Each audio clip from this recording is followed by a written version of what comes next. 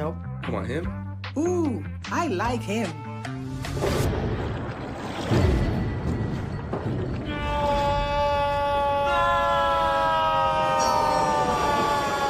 Quick, the quicker picker-upper. Bounty picks up messes quicker, and each sheet is 2 times more absorbent, so you can use less. He's an 8. He's a 9. Bounty, the quicker picker-upper. This is Brian Fulford. AD Drew and I are co-hosts of the BCSN Sports Wrap. We talk about all things related to HBCU athletics. From the games, teams, coaches, and fan interest stories, we cover it all. You can find our shows on Facebook at BCSN Sports Wrap, YouTube at MyJBN Online, and everywhere you listen to podcasts like Anchor, Spotify, Google, and Apple Podcasts. You can also find the show on the Jericho Broadcast Network's app. Make sure to download. We look forward to you joining the conversation and being a part of the show. This is the Dean of the College of HBCU Sports, Kenyatta Cavill of Dr. Cavill's Inside the HBCU Sports Lab with Mike Washington and Charles Bishop. Come mix it up in the lab where the course lecture is in session every Tuesday from 6 o'clock p.m. Central Standard Time on Facebook Live, YouTube Spreaker, or the BCSN app, as we discuss all things about the HBCU sports culture, including exploring the week that was in the sporting HBCU diaspora, as well as the upcoming week of HBCU sports. With me, the Dean, the College of HBCU Sports, on Dr. Cavill's Inside the HBCU Sports Lab with Mike Washington and Charles Bishop. Course lecture dismissed.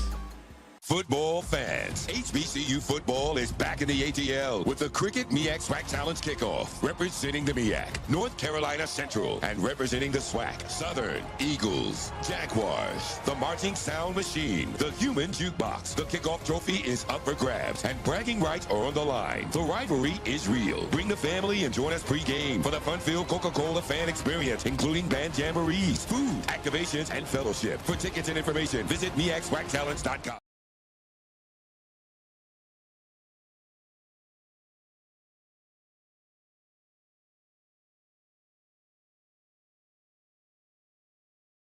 Football fans, HBCU football is back in the ATL with the Cricket MEAC SWAC Challenge Kickoff. Representing the MEAC, North Carolina Central, and representing the SWAC, Southern Eagles, Jaguars, the Marching Sound Machine, the Human Jukebox. The kickoff trophy is up for grabs, and bragging rights are on the line. The rivalry is real. Bring the family and join us pre-game for the fun-filled Coca-Cola fan experience, including band jamborees, food, activations, and fellowship. For tickets and information, visit MEACSWACTalents.com.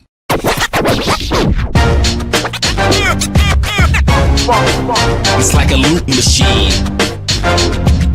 Going around town, trying to get down.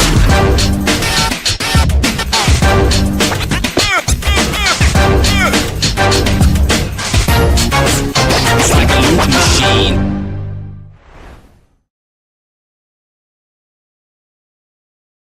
The Cuvée Group is a Florida-based marketing and training consulting firm. We help businesses communicate to their target audience and engage them in conversation. We also help to expand their audiences, which will ultimately result in growth for those organizations. In addition to being a certified constant contact specialist, my colleagues and I are also certified in John Maxwell Leadership Principles. We use these proven principles to conduct workshops, training, and private coaching sessions for individuals and companies looking to take things to the next level. Contact us to schedule a free consultation. Issues today, don't delay, call Cuvée. This is the Dean of the College of HBCU Sports, Kenyatta Cavill of Dr. Cavill's Inside the HBCU Sports Lab with Mike Washington and Charles Bishop. Come mix it up in the lab where the course lecture is in session every Tuesday from 6 o'clock p.m. Central Standard Time. I'm returning to Clinton Parish, and Tampa's my community. I grew up here, went to school here, and my wife and I make our home here. What makes Tampa special are its people. So when I represent someone injured in my community, it's personal. Call my office and speak to a real lawyer and not some referral service. I will fight the insurance companies to get the settlement that you deserve. At the law office of Clinton Parish, we take the pain out of being heard.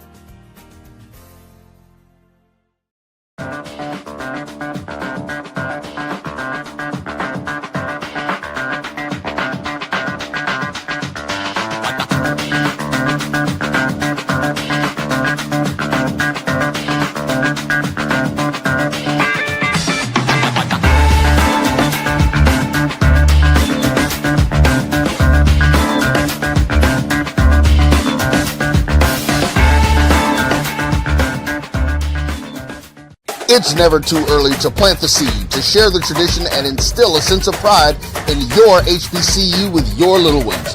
HBCU Pride and Joy Children's Boutique helps you share your school spirit with a wide selection of adorable kids apparel and accessories officially licensed from your favorite HBCU.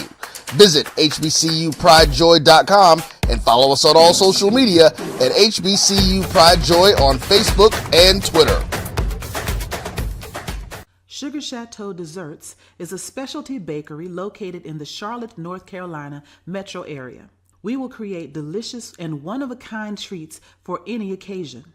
Sugar Chateau is currently shipping cakes in a jar, offering a variety of different flavors in a single-serve container that can help you celebrate in accordance with social distancing.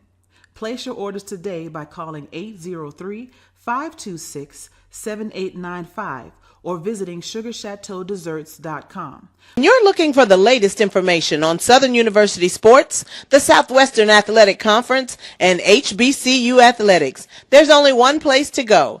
Tune in to the Carlos Brown Show, exclusively on the Black College Sports Network. Attention football fans. The Cricket MEAC SWAC Challenge Kickoff is back in Atlanta on August 23rd. Representing the MEAC, North Carolina Central, and representing the SWAC Southern. Join us at Center Park Stadium for a full day of tailgating, football, and bands. For more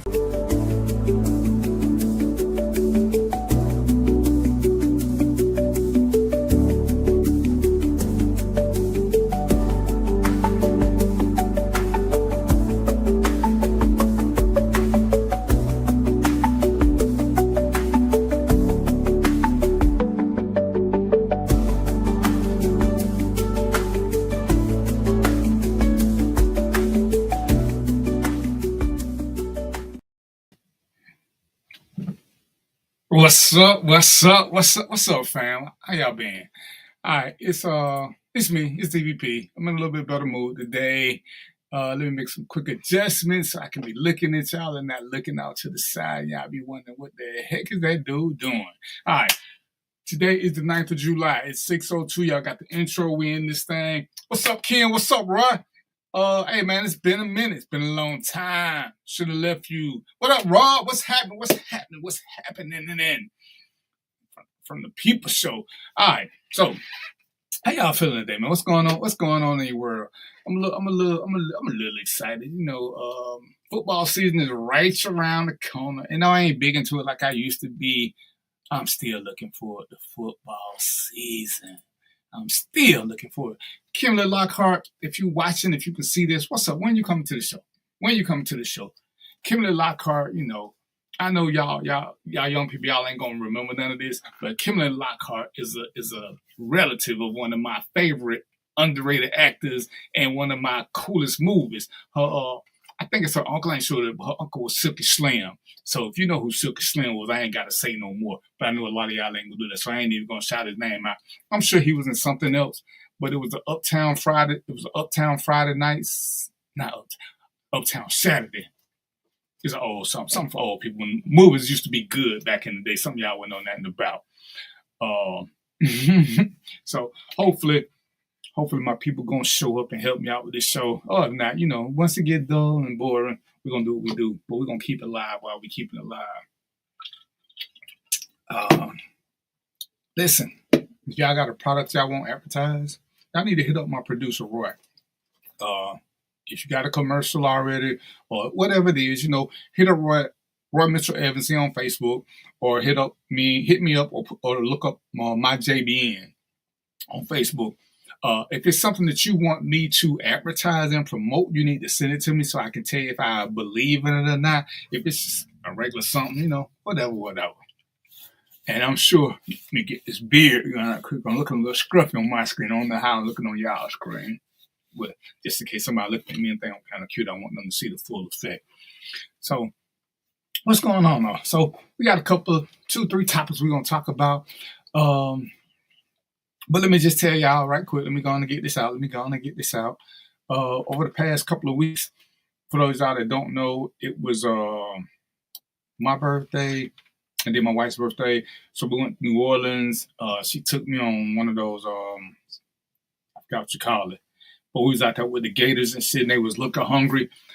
On the Gator tour we went to, luckily, those gators didn't eat black people, so I felt a little safe. I wasn't stupid though. Yeah, I know I want to wrestle a gator, but it need to be on dry land. I'm not wrestling a gator in the water. I mean, I know the tricks. I've been paying attention. I've been in training, Jomo. So I got this down. Yeah, I'm still not going to jump in the water with no gator. My insurance don't pay for stupid stuff. But, please believe, if I find a gator on concrete and a little dirt, some mud or something, as long as it ain't water and as long as it ain't deep. See, the trick is the gator only got strength to close their mouth. They ain't got no strength to open. That's why you see people pushing down all the time with one hand like they big and bad. Nah, ain't none of that. They just ain't got much strength going up. So as long as we can control that, yeah. We're going to do this.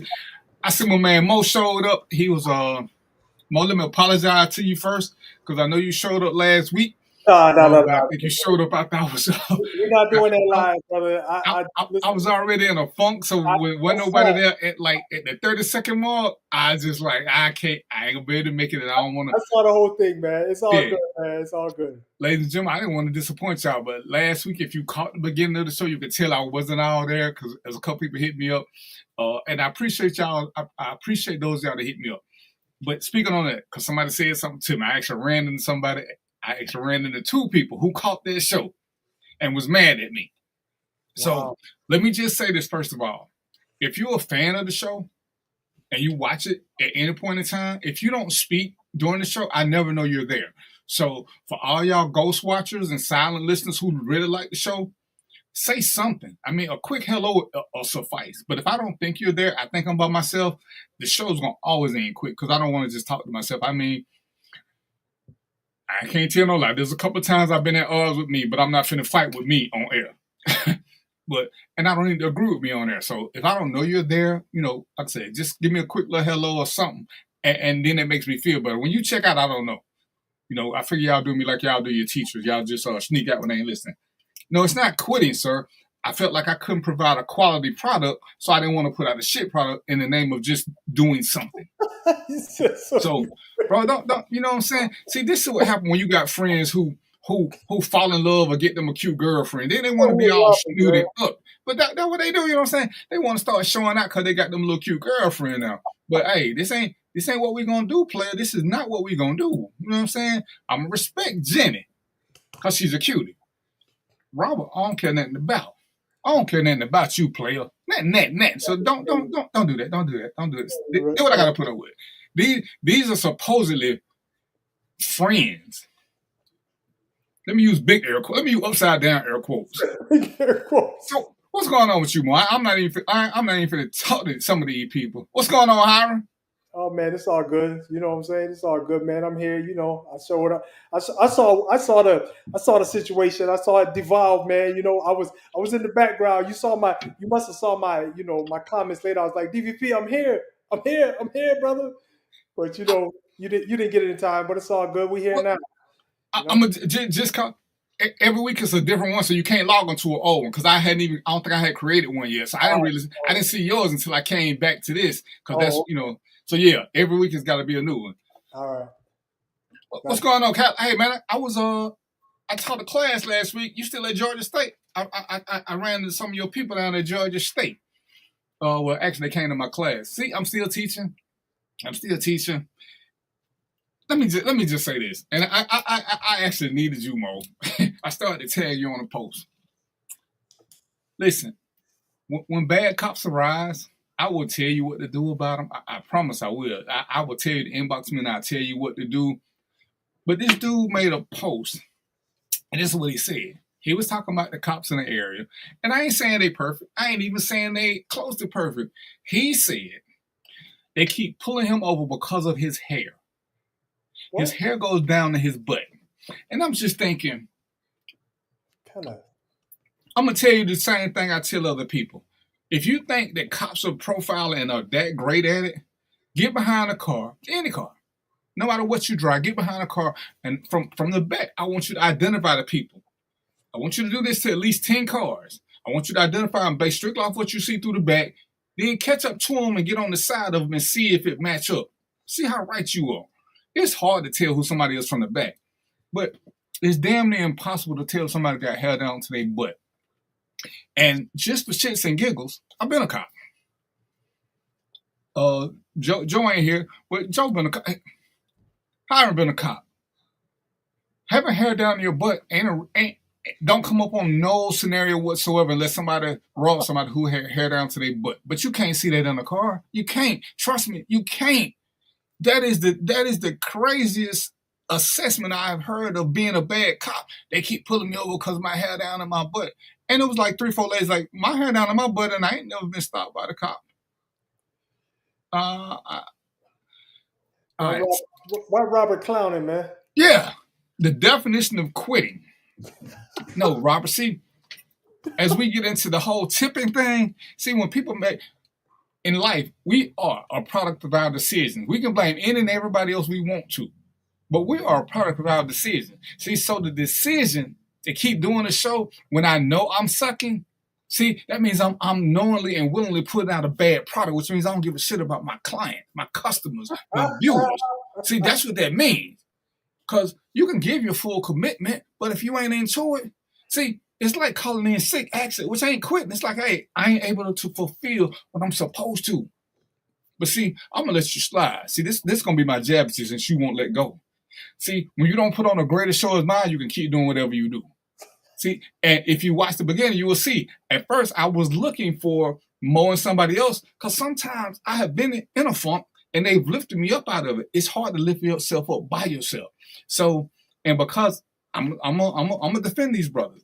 I don't think I gave them a good 5 minutes to get here. I think they had like 2.5 minutes. And if you watch it, you could see my mood was it was at 3 as opposed to 80. It was at 3. So that was, anyway. But yeah, once you get to that level, you're doing a great show, Rob, then you'll understand. But right now, you're just doing a good show. So we'll let you slide with that one. Since you just won't stop. Right, Kelly, if they got dreads, that might be a precursor, but simply having long hair, dude, stop playing. And the thing is, and that's what I tell everybody. The easiest way to tell if cops are doing their job or not, whenever they give you whatever BS reason that you say they're pulling you for, were you doing what they said? Yeah, everybody's speeding, but if you were speeding, you the one got stopped. You can't stop everybody. So if you were doing it, quit telling me about they doing something, they watching you. But like I said, get behind cars. Just get behind cars and identify everybody in the car. Then pull around the side of it and see if you're right or wrong. Because y'all act like we got superpowers and we can X-ray and see, oh, that's this, that, oh yeah, look, I can see through that hat. Stop the madness. Stop the madness. See, y'all killing me. Y'all killing me with this. Y'all killing me. So yeah. Hey, Mo, this I need you to do too. When you write your next book, I want you to put some definitions in there, and I want you to sign one for Robert. I want you to have the definition of quitting, because that ain't what quitting means. But I'm gonna let him have that. Quitting is what Antonio Brown did when he walked off in the middle of the game. Quitting is what Antonio Cromartie did in football when he just walked off at halftime too, because he didn't want to play no more. See, that's quitting. You done went through the half. Antonio Brown was hurt, but he was doing jumping jacks, taking his clothes off on the field. See, that's quitting, Robert. But I'm going to let you have that a little bit. I'm going to let you have it. Because, not today, player, not today. And I had my Wheaties. I'm feeling public schoolish. So today I'm up for throwing jabs back and forth. What you got, Mo? What you got? Bring us back to reality. Hey, man. Yeah, no, I want to, I don't know if we got enough information to talk about it, but I want to talk about that in Chicago, Illinois, that 15-year-old boy who was shot, killed in the Douglas Park pool. Let me see. I got the article right here, man. Berwyn police have charged 36-year-old Ricardo Gutierrez with aggravated battery with a firearm and 1 count of aggravated discharge in connection with the incident, though it's unclear if it's related to Douglas Park. But this man killed a teen, man, just for being at a pool. It was a community pool too, and so I don't know if we got enough information to talk about it, but if we don't, it's cool. We can move on to something else. Well, I'm gonna pull it up. Talk some more. Let me see if I can pull up an article. What's the name of that park, Douglas? Yeah, pull up Chicago teen, 15-year-old teen shot and killed. If you pull that up, it should come up with some of the detail, and we can kind of kick it around some. But it was let me look. Let me see if Was I it can get some. yesterday? It was yeah, I think it was. Let me see here. Let me see. I think it was yesterday. Let me see. Man kills teen at pool. It was it happened. Let me see what the date on this says. A week ago. 1 week ago. He's a lifeguard charged with killing teen and wounding another. You see it? DVP? You don't need a second he job. gone. You DVP just need to gone. learn how to talk. He'll be back. But yeah, I wanted to talk about this teen killing. And DVP is our expert, on that. But seemed like what happened was some kids were swimming in the pool, using the pool, and one of the residents who happened to be I think he was like a Vietnam vet or something like that, or a veteran, didn't like it, ended up shooting the teens. Ridiculous, man. And it's like there's no. It says the man also accused of trying to kill a 14-year-old boy. The 15-year-old boy, he murdered the 15-year-old boy, and this is the same guy who was accused of trying to kill a 14-year-old boy who is the cousin of Laquan McDonald. So we go full circle, back to Laquan McDonald. Y'all remember when he got killed? He was he was just walking down the street. They didn't like it. Police end up killing. Did he quit again? Yo, Robert, you ruthless, brother. You ruthless, man. I think the internet quit, man. You can't put that one on DVP, man. You can't put that one on DVP. Come on the show, man. We need you to heckle him. Come on the show, man. But yeah. So want to talk about that a little. So we have to wait till DVP get back. But if y'all got something y'all want to talk about, Joe Mo is there. I can't let you in, Joe Mo. I don't have the controls, brother. Let me see. Let me see if I can. I don't got the controls, man. Let me make sure I don't. Here, let's see. Yeah, no, he didn't give me the controls, man. So we wait for him, Joe Mo. But he should be back. Let me text him and tell him get back in the studio so we can get on with this discussion here. Let me see if he sent me anything.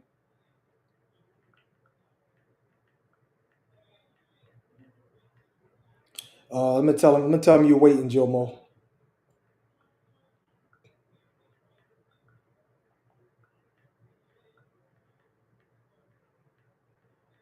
You probably got more information than all of us on that. All right, I let DVP know. Let me see. I didn't come prepared with topics, so I'm gonna just throw something random out there. Unless y'all got a topic, throw it out there, man. We can kick it up. We can chop it up. Let's talk about it. But let's see, because DVP usually had the program guide. So what can we talk about till he get back? Throw something in the chat, man. Let's talk about something. Throw it in the chat. What y'all want to talk about?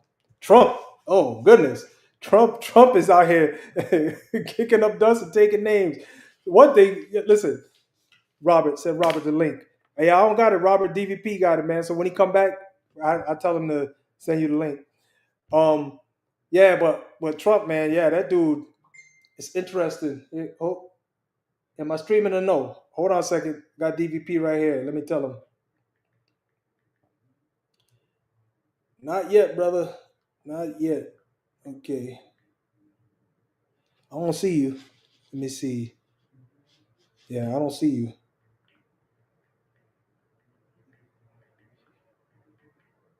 Hold on a second, y'all. This ain't a professional production, so bear with us. So yeah, DVP tried to get back in. Robert, we said as soon as he come back on, we'll send you the link, man. But yeah, somebody said they want to talk about Trump. Man, that dude is doing the dirty work, man. Yeah, okay. I tell him to do that, Jomo.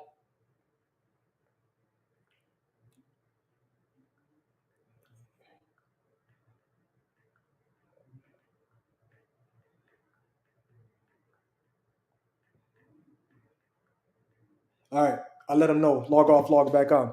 But yeah, so Yeah, Trump did the 360 on people, man. No, the 180, 360, 180, man. He let these where we at? He let the Mexican, a lot of the Mexicans, man, voted for Trump. You know, y'all know what it is. He voted for Trump, thinking he was gonna be their savior. Man, he came back and started throwing people in detention centers and rounding up folks and going on streets. This cat is out in the street, man, snatching people off the street. It's crazy. Texas floods in the courts, in the cuts, and the emergency response effort. All right, so DVP is gonna log off, log back on. Then he'll let you, Robert. He'll let you and Joe Mo in. Let you guys in as soon as you get back. But yeah, that's crazy. But you know, it doesn't surprise me though, because everybody knows how this guy moves. He's one of the biggest snakes you could ever think of. You know what I mean? But people vote for him. I mean, even minorities vote for this cat. You know, I don't get it. I can't tell you, man. I can't call it. You know, but for some reason, he seems to be. Listen, if he could, I don't think he's gonna be able to run for another term. But if he could, he probably win again. You know, knowing just how our world is today. Latina kids going home from school to parents' home with no info as to where they are. Yeah, that's a fact. Yeah, no, I heard about that too. Yeah, kids are just disappearing, man. It's crazy. Taking them to the detention center. Yeah, and Joe, yeah, it's true, Joe. History repeats itself.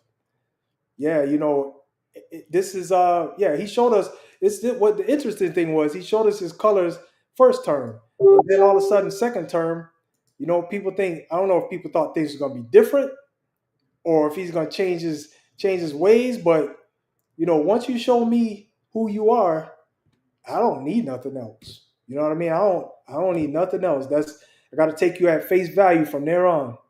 You know, DVP is logging off. He's trying to come back. He's the host, y'all. So he had the program guide. I don't have it. I'm just kind of pontificating. If y'all want to talk about something, throw it in the chat, and I'll try my best to keep it going, keep it floating till he get back. Yeah, yeah. Sir Terry said facts. Perfect storm mixture of hate and confusion. Oh God, yeah, man, Joe, you never said anything more promising. You know, it's interesting because, but I'm disturbed from the fact that he duped everybody the first time, man. How do you get duped twice? And we talking, and it's a 4-year commitment. Once you get duped, it's a 4-year commitment. So he had 4 years to show you who he was, and then so I don't know if it's a factor of people not going to vote, which allowed him to win, or people just voting for him in his interest. I'm not sure what that is. I didn't look at the numbers or nothing like that, but either way, um, the year is interesting though because I kind of got mixed feelings. It's interesting because man, he was able to stop that war in a day. You know, you had people talking about it's gonna take a plan and we're gonna have to figure out this and that. Man, he stopped the war in a day. Crazy. How you stop a war in a day? I ain't never seen nothing like that, man. So is that something he get accolades for? I don't know. You know what I mean? As far as I'm concerned, I gotta say it was a good thing because brown people start getting killed for a minute. Because guess what? The war is coming back. But at least he stopped it for a minute and brown people stopped getting killed. But I guess it's back and we back at it again. So let me go through some of the chats here. Oh, Darren says people chose not to vote. Y'all, in the chat, y'all throw it in there. Did y'all choose not to vote, or was it Was it a decision that you ain't gotta tell me who you voted for, but was it a choice not to vote? Is the reason why we were able to? Why the country has Trump again, or do you think it just was? I don't know. A lot of people thought he did a good job the first term. What war did he stop? Oh, okay. Yeah. Hold on a second. Hold on. I'm getting the chat right now. Roy. Oh, can you let Joe in? Okay, so Roy is getting in the picture because DVP DVP for some reason not getting back on, but he'll be here in a minute. The war I'm talking about in the Middle East, man. It was it was in the Middle East there over there. So let me yeah. But yeah, so what y'all want to talk about? Throw something in the chat, man, or I'm just gonna start talking about some things, you know. And we thought Bush was bad. Bush Jr. was bad. Yeah, that's a fact, man. Elon hacked those machines. Yeah, what y'all think about Elon Musk, man? That cat is out here, man. I don't even know how you get in the political constituency just because you got a lot of money. That is dumb. You know what I mean? Let me read some of these comments. USA was not ready for a female black president, hence the other candidate rose to the front by default. Oh man, that's a whole discussion in itself. I wonder how people let me on. I'm a real host. Robert, man, you wild, man. Yeah, DVP be back, man. We got to get him. We got to let him know that. So y'all just be patient, man. He probably rebooted his machine and trying to get back on. Oh man, that's cold, man. Nothing like hitting a man when he down, man.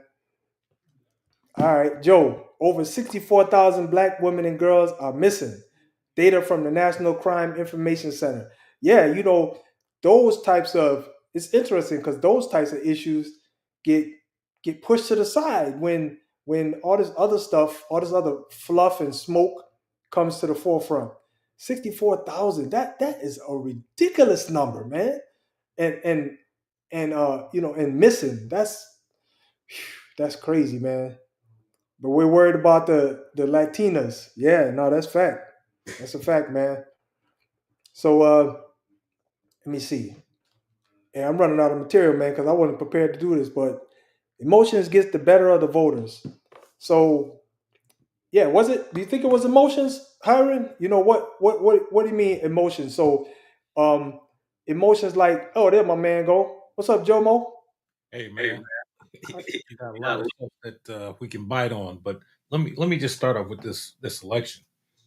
A lot of things happened, and one of the people in the chat said was that the country wasn't ready for a black woman. Well, two things happened in this mishmash. You had a guy who is runs a computer. He runs Starlink. Starlink now has over, I think, 1,000 satellites. So he's running international communication. If there was ever a Bond villain, this would be him. But here's the other thing you got to remember: Elon Musk, and I've got the documentation. At 3 o'clock on election day, had called the election, told and was sitting with Trump saying, "We won this." Now, how can you do that? But now, let me go back to something else because there's so much meat on this bone. But I got to address this whole thing of the Harris versus Trump.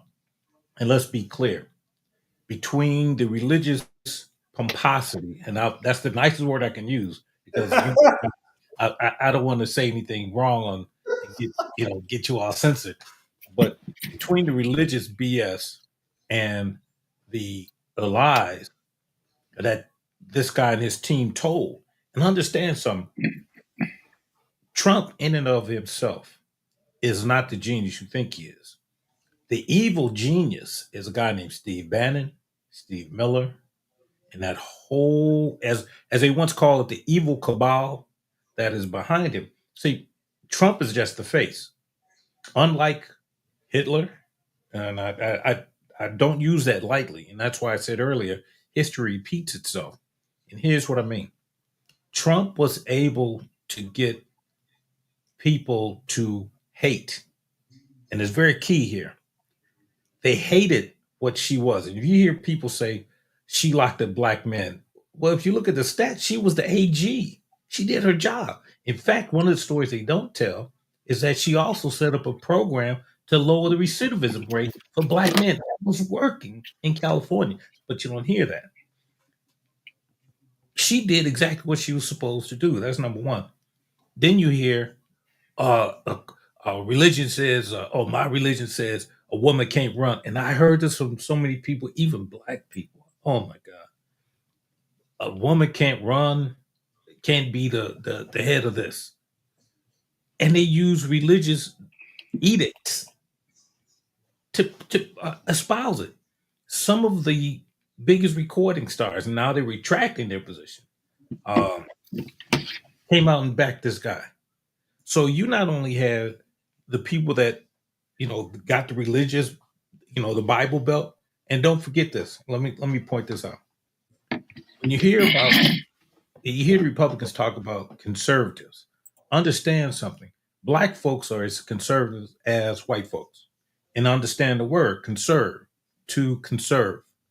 What did we have to do during slavery? We had to conserve everything, whether it be food, whether it be our friends, whatever else. We had to conserve it. So that term really is applicable to us as a whole. So when people tell me, "Well, you're liberal," no, I'm probably more conservative because I didn't have anything to give away in the first place. Mm-hmm. So again, I digress. But the other issue for me, again, listening to all these people talk about, oh, she she didn't do nothing during her term, and she can't run nothing. The girl's an attorney. She graduated top of her class. Was the AG in California, a U.S. senator. Now let's compare that with a guy who won't even show you his grades. Of course, he still ain't showed you his taxes, but somehow that got lost. Yeah. See, and here's the thing. Here's the thing, and I'll say this to anybody.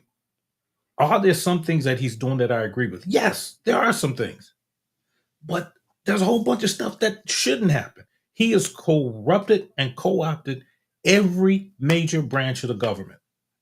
And if we're truly about this thing called a democracy, this guy is not it.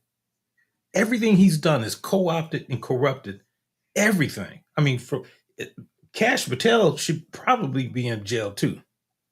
Between Cash Patel and what these guys look, somebody put in there about Texas. Let's talk about Texas for a minute.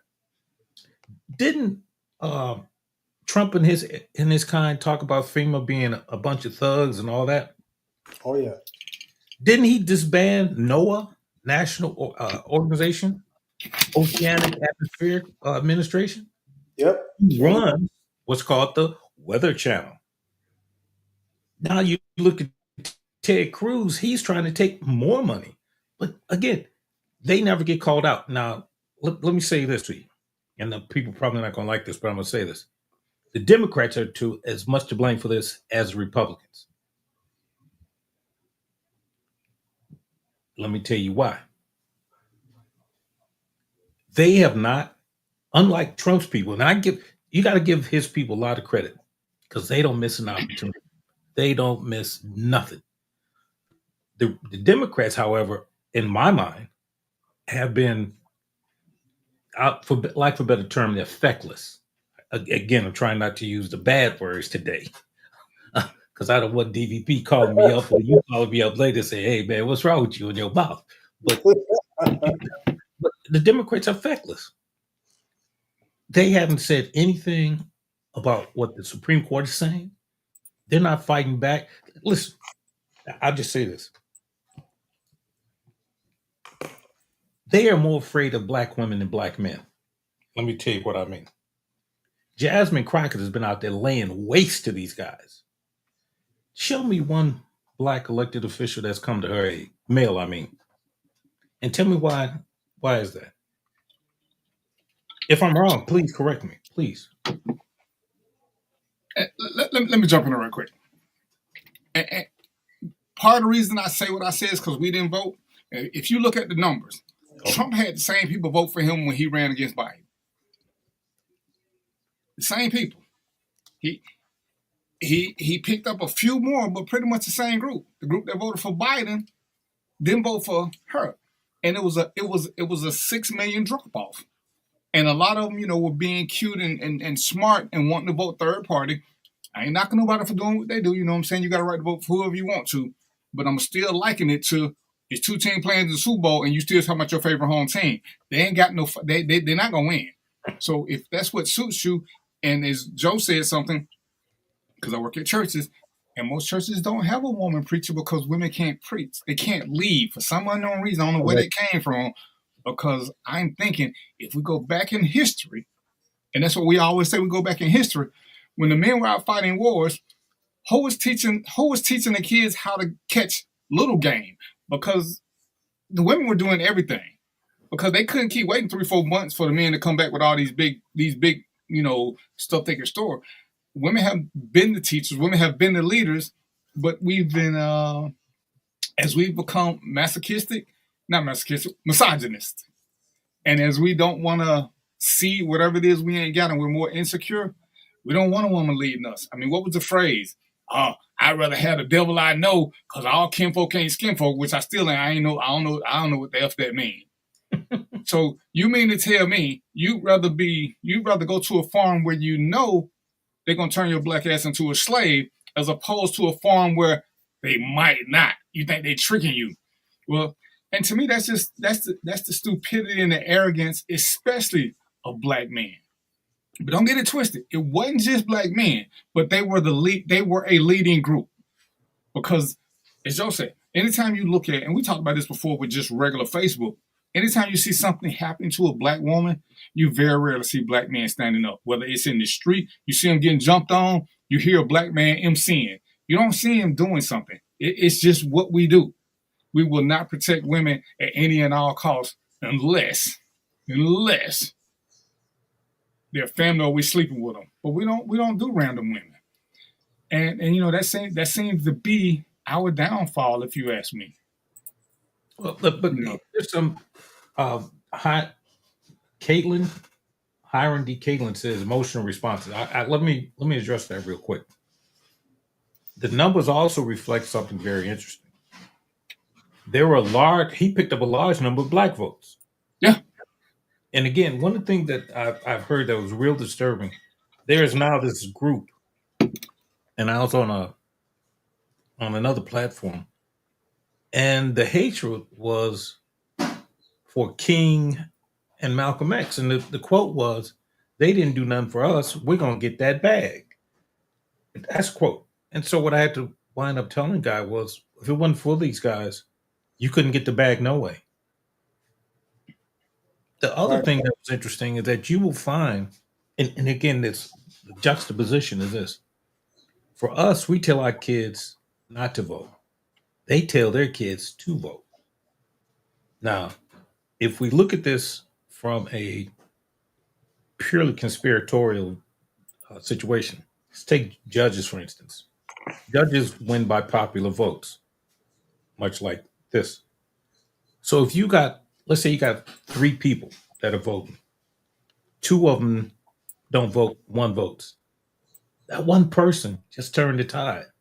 Because I judge, and if it's kind of simplistic, maybe over simplistic, but it's true.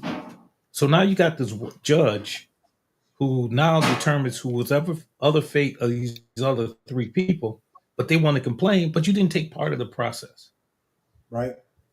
Again, it's overly simplistic, but it's the best. It's really what it is. When these people talk about, the judicial system is unfair, 2 things I would challenge people. How do judges get put in those positions? Elected and appointed. In the case of federal judges, in most cases, they're appointed. They're appointed by people who are elected. So when you have messed up property taxes, go look who put so-and-so there. When you have problems again, let's just take the Supreme Court. You had one president, and again, I'm not going to call names, who had the opportunity to put 4 people, wound up only putting 2, and both women. Couldn't find any blacks nowhere. So now, in this country or this body that's supposed to govern the land, you got one guy who hates us more than anybody else, and you don't counter him, but you counter him with 2 white women, 1 gay, 1 Hispanic. Who really has the problem? Yeah. We hate us more than they hate us. Yeah. Yep. Hey, so and you mentioned something, Joe, that you said there's kind of like some haters out there for King and X, but I wanted to just mention that even from a political position, even if you have a problem with it, which I don't think you should, but if you do, you do. But the one main impact that I think is overlooked by both of these guys is their social significance. Those guys on a social level were so impactful that white folks stood up and start listening. Okay, Yes. so you can't say that about everybody. Go ahead, Joe. Go ahead, Joe. No, I agree, but let me bring you back to a very base point. There was another guy that was stood up for social justice, and they killed him too. His name was Jesus. Yeah. I mean, so the problem is that again, you got to be careful of who you let tell or teach your children. I mean, surely the minister said that on many occasions. You can't let your enemy teach your kids. Well, look at it now. Black studies has been eliminated in most of the colleges across the country. We're just getting to the point where most of these kids, even some of our own, even know who King was. Yeah. They don't even know half. I will take you a wager. I'll make you a wager. We can go in any city in this country, stop 5 black kids, and not one can tell you what Juneteenth is or why it even happened. But You now ain't- our you- group, in our group, you supposed because you didn't have. That's what you had to learn. But now let me go down this rabbit hole a little bit further. I will say this, and I'll be quiet. There's a reason that they destroyed the black family, or they continue to do it, and I'll leave it at that. What's up, Robert? What's up, my brother? How you doing, man? What's up? What's up, Darren? How you doing? The greatest host in the world. Don't what's up, Darren, man. What's about to happen is I'm gonna put my screen up, but y'all remember that commercial where them people was talking shit when Spirit first came out, and he called the customer service, and the customer service gave him shit, and he got on Spirit and went to the customer service side and dove at the customer service room because he just caught a quick flight. But that's what I'm finna do. I'm finna go over Robert house. So when y'all see the blur go across his screen, don't call 911. Don't call him to see what's up. Just know the DVP did a flyby. You know what I'm saying? And just, you know what I'm saying? Hey, man, it's all love, man. You know what I'm saying? I try to support you, man. This is the benefit of having a good-looking woman. When you got a good-looking woman, you can get away with shit. You know what I'm saying? That's it. If he had a fat, ugly woman, then I'd just be jabbing him. But now that's the opposite way around. That should be the opposite way around. No. Usually when you got an ugly woman, you can get away with stuff. We care what the cute women think. So you know what I'm saying? I'm gonna get in trouble there from all the uglies, but hey, it is what it is. It's a scientific fact that cute women get away with shit. You need to stop while you're ahead. Right. Because you just got people logging off now. See, and then you I ain't got no ugly listeners. This ain't the people show. It ain't for everybody. It ain't because we gonna say what we gonna say. So everybody know. Don't come on here because you might mess around. Hey, y'all remember that guy that said that Flex One King? So I guess I'm gonna be like I'm gonna be like on Suge Knight. Then all y'all ugly women, if y'all don't like to host all up in your videos, y'all come on over to my show. All right, now it's gonna say RL and nobody in a minute. You keep talking, inviting them ugly women over. Hey man, they the best one, man. They stay the whole show. You know what I'm saying? They stay the whole show because they don't have to go. They don't have to go to the powder room and all that, go get pretty and all that. So they stay the whole show and they participate. You know what I'm saying? What you saying? You gonna replace Jenna with a weather girl? Oh no, she ain't going nowhere. Okay, that's what I thought. That's what I thought. She might replace me. Hey, you seen some of these weather girls, man? Don't tell them weather girls, man. Some of them weather girls, whoo, man. What you got, Robert? So I can send you back on your way. 'Cause I know you got a curfew. I ain't got no curfew. I'm in the studio now, man. You know, I ain't sitting in the garage. I had to get somewhere and get comfortable. I got my mic and everything. You know what I'm saying?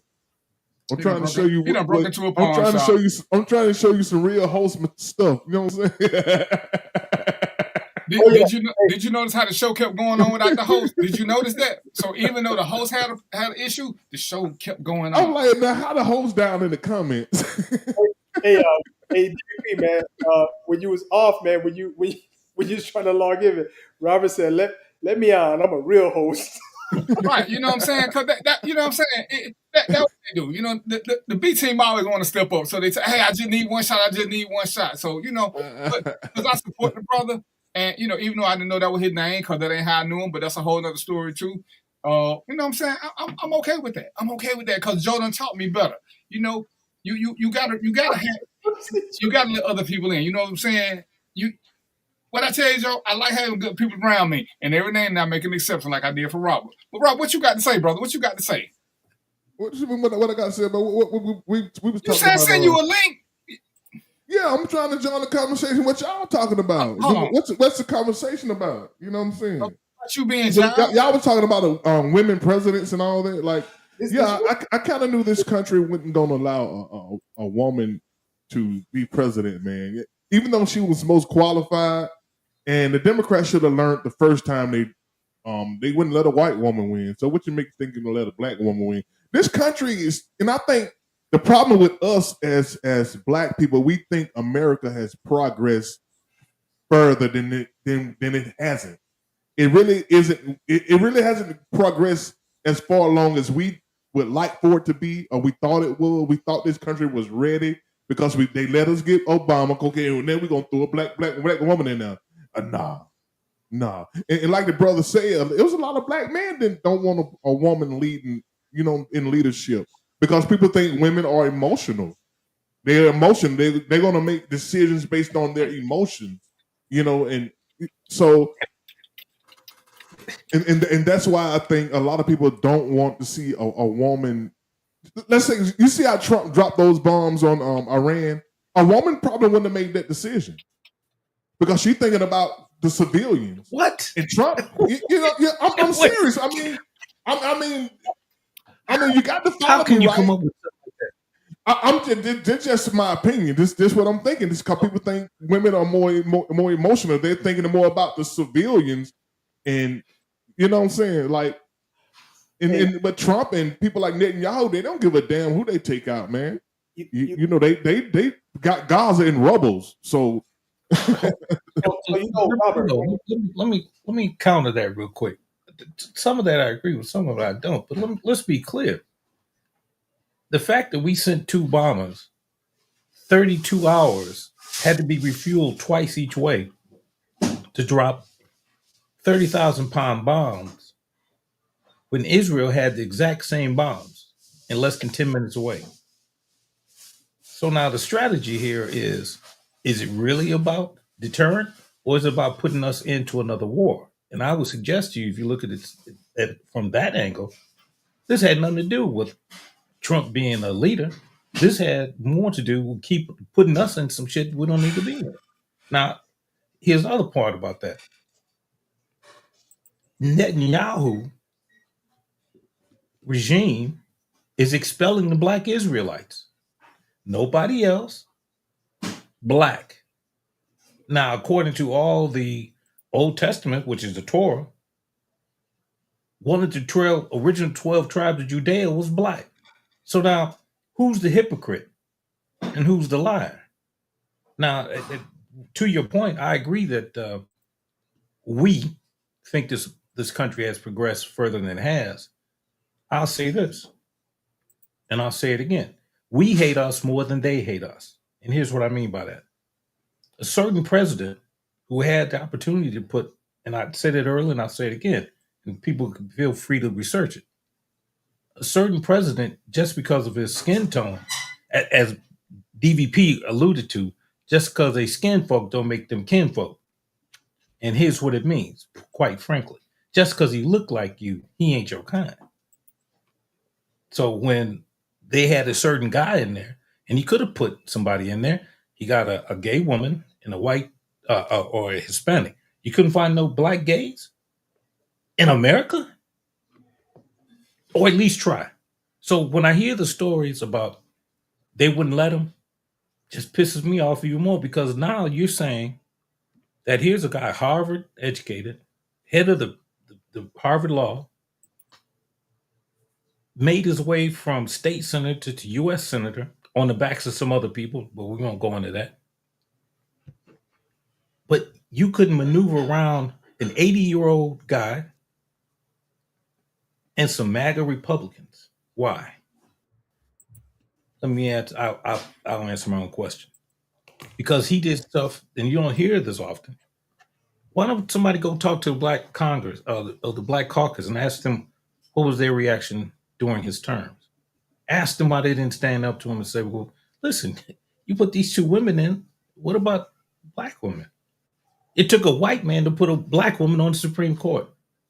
It took a white president to put a Black man on the Supreme Court. But you get a Black guy, and what does he do? He puts white people on the Supreme Court. So please understand, our problem ain't just them, it's us too. And before we go kicking yards and kicking up somebody else's dust in somebody else's house, clean up our own first. So let me say this. I don't think I got the angst that you got, Joe, for the old man. Let's call him the old man because you haven't said the name. I know who you talk about, though. Everybody should know who you talking about. But let me say this, man. Under that regime, that damn business bailout, man, I lost 2 homes under that business bailout. Y'all know what happened with the subprime scandal. All right. So Fannie Mae. Yes. Yeah, you know what happened. So with that subprime scandal, man, I lost 2 homes, and it was like, how you bailing out businesses, dudes on boats having shrimp and cocktails, and the common man is out here struggling trying to pay their mortgage. He lost me right there. He did some good stuff. I ain't gonna totally trash the man, but he did some good stuff. But that right there, he lost me, man. Lost me with that one. Do you know? Wait, let me add some statistics so you all get an idea. Under the old man, he deported more people than Trump did in his first term. Yep, I know that. And do you know that he killed another Black leader? Yep. Oh yeah. Yep. Know that too. Yep. Those are facts. Those are known facts. Yep. Facts. I'm done.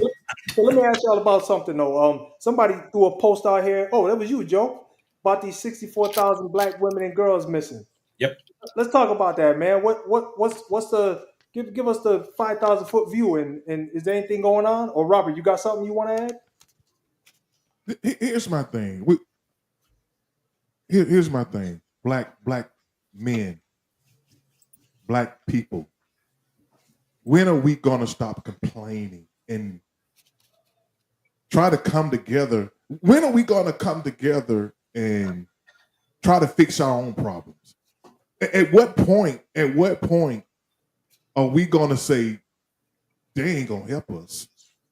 At what point are we gonna put our differences between each other aside and fight for us, fight for our future grandkids? And when are we gonna start fighting for when are we gonna see it? When are we gonna begin to move forward? I mean, we keep diagnosing the same problem. We keep diagnosing the same problem. Yeah. It's like we keep putting Band-Aids on top of Band-Aids. Oh, we keep, in the hood, we call it bitching. Yeah. We keep bitching about how people treat us and what they ain't doing for us. But when are we going to start standing up? When are we going to come together as a whole? You know what I'm saying? So that's and I think that's key. And this is why they don't like the Mexicans. Because the Mexicans, they know how to cook. They got their own community. They mind their own business. They do their own thing. But here we are. We want to be the top, the dog. We want to be the best Black man. Instead of toting each other, carrying each other on each other's back, man. So we can put ourselves up out of it. And until we do that, they're not going to respect us. They're going to keep us divided. Let me jump in. Let me say this. Hold on. That's just my opinion, my brother. And I know there are some people doing some things out there, but it's not enough. It's not enough, man. You know what I'm saying? It's not enough. Robert, you said something. You said, when are we going to be the best Black man? And let's be honest. Most of us don't want to be good Black men. Most of us want to be real niggas. And that's our problem. See, the Black people keep associating with these niggas, so we ain't going to never go nowhere. niggas don't want to fight nobody but niggas. Niggas want to fight anybody that look like them, which includes the black man. So as long as we keep that mentality, I always talk about for us to get to the top, we got to let people go. But what do you hear niggas say? Why we can't stick together like the white people? And I said, which white people did y'all see sticking together? Because if you remember who Matt Lauer was, he was at the top of the food chain. He did something wrong.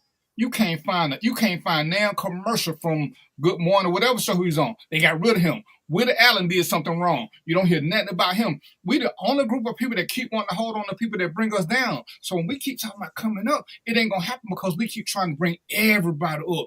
Ain't nobody succeeded. Nobody will ever succeed trying to bring everybody up. At some point, the Negroes have to start cutting off niggas. Period. As long as we keep trying to hold on to them, realizing who's it that's robbing from us. We can talk about what the white man is doing to us. It's poor white people. We know that. The niggas don't rob them. The niggas rob us. So, and what do? Oh, they deserve a break. Oh, the law is always against them. But all these niggas that keep doing stuff, they've been locked up 4, 5, 12 times, and they don't never go to prison and stay. But we keep looking for somebody to blame. At some point, we got to sit back and say, who is it that we really want in this tribe? It can't be everybody. And if we already know that they're not protecting their own neighborhood, their own family, their own kids, then why are we sitting there trying to rehabilitate the unrehabilitatable as opposed to just cutting them off and moving on? Oh, well, we got to give them another chance. Well, how many damn chances do they need? How many chances do if we want to succeed at some point? I don't cook, but I'm sure y'all cook. At some point, if your food keep tasting like lemon juice, but you won't stop adding lemon juice, well, you're stupid. You can't keep doing the same thing and expecting different results. That's the definition of insanity. We have got to stop. Everyone say, man, you don't like helping out black people. I love helping out black people. I love helping black people that want to be helped. I ain't dragging nobody with me. When people come on this show, everybody on this show I done had disagreements with. Every single person who ever been on this show. But guess what? We ain't never got into the name calling stage. We ain't never started being derogatory. Me and Joe don't agree on a lot of stuff. Me and Mo didn't agree on a lot of stuff. Robert, you already know I think you insane. But what I also know is that everybody has a group. So some of the people gonna like what I say, some of the people gonna like what Joe say, some people gonna like what Mo say, some of them gonna like what you say. For us to succeed, we gotta have a bunch of different leaders who can appeal to a bunch of different groups of people. Because one person ain't gonna ever appeal to everybody. And the sooner we accept that and realize, what I always say, if this was 1960s and we had these same people, if you with Martin, according to the way we are now, you got to be against Malcolm and vice versa, because we don't believe in having a multi-tiered group of leaders. We keep looking for one somebody. Everybody up here, we got to stop that. If we're going to follow Crockett, if we're going to follow AOC, if we're going to follow Hakeem Drew, whoever it is, we can have 5 or 6 different leaders because they're going to appeal to a bunch of different people. And that's what we got to do. And as much as we hate to admit it, and Joe can tell you that Joe is the best historian we got. We ain't got nowhere that I can find in history without support from white people because they got the money. Because we'd rather spend our money on Jordans than trying to elevate. We'd rather spend our money on looking good than trying to increase the benefits. When I made a post about going to the schools and paying off some school lunches, them black folk weren't hearing that. But soon as Shedeur Sanders NFL jersey, go to his site and buy it. So we want to help millionaires make more millions, but we don't want to help each other out. And because if I side with y'all, but what if Joe got more people than me? Then I don't like Joe because Joe got 4 million people. I only got 3 million. But Robert got 2.5. He getting too close. We got a jealousy issue we need to overcome. We always in competition in a bad way with each other. I done asked both of these brothers to host the show when I ain't around because I want the show to go on. It ain't got to be DVP, but they got good ideas. They can lead a conversation. I get feedback from them. People like listening to them. We don't do that. As soon as we see somebody getting too much press, man. So what is the solution?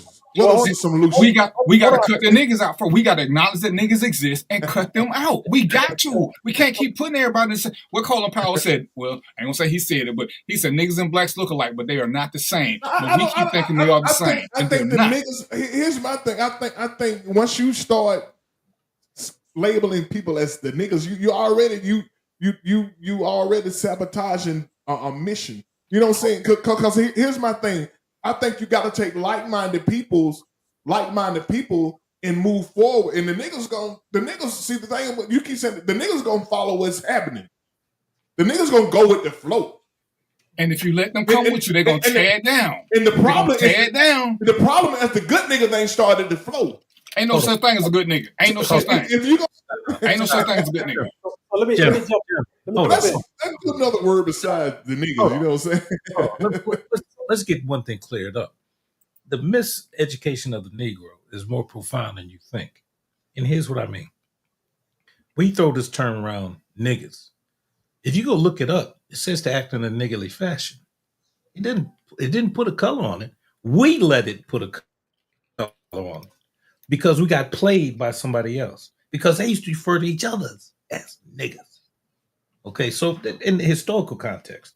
But I will say this. I said it earlier and I'll say it again. I'll say it one more time. We hate us more than they hate us. We do. As you said, Pookie and Ray Ray ain't out there robbing poor white folks. They're robbing poor black folks. But let me just say this again. History does repeat itself because if you look at the period of when our grandparents or my parents from 1900s to 1920s, 30s, when they were first even getting into the police departments, to the military, you look at that area. Then you start looking at the riot, how the Harlem Renaissance was starting. Then you look at between the 50s, 60s, and 70s. Then comes the 70s, 80s, and 90s with the crack epidemic. Now, here's what, and I'll challenge anyone on this. We are 2 to 3 generations lost. No other group but us because of this crack epidemic. Heroin didn't even do us as bad as this crack epidemic did because, believe it or not, the molecules in crack are one molecule off meth. So now we got all these kids on the spectrum. And I'm telling you some stuff. I'll give you the numbers later. You notice in the late 90s into the 2000s, a lot of our kids started being placed on spectrum. Now, LD, BD, EMH, ADHD, all on spectrum. Not all of them are bad kids, but we used to call them retarded, which was completely the wrong thing to call them. What did they give them? They start giving them Ritalin. We started doping them up even further. What did we make? We made killers. I can take a kid now on Ritalin and point him in direction with a gun, and I guarantee he'll terrify anything in the path, and he will do exactly what I tell him to do. Anybody want to challenge me? Feel free. No, that's what they do with the dogs, man. It's the same thing. I mean, humans ain't no different. You can feed a dog a few things, it's gonna go nuts. But I want to add to the question, Robert. You were asking, when do we overcome, this or that. So I just want to add this to it. Not that it's an excuse, but it's part of history and it happened.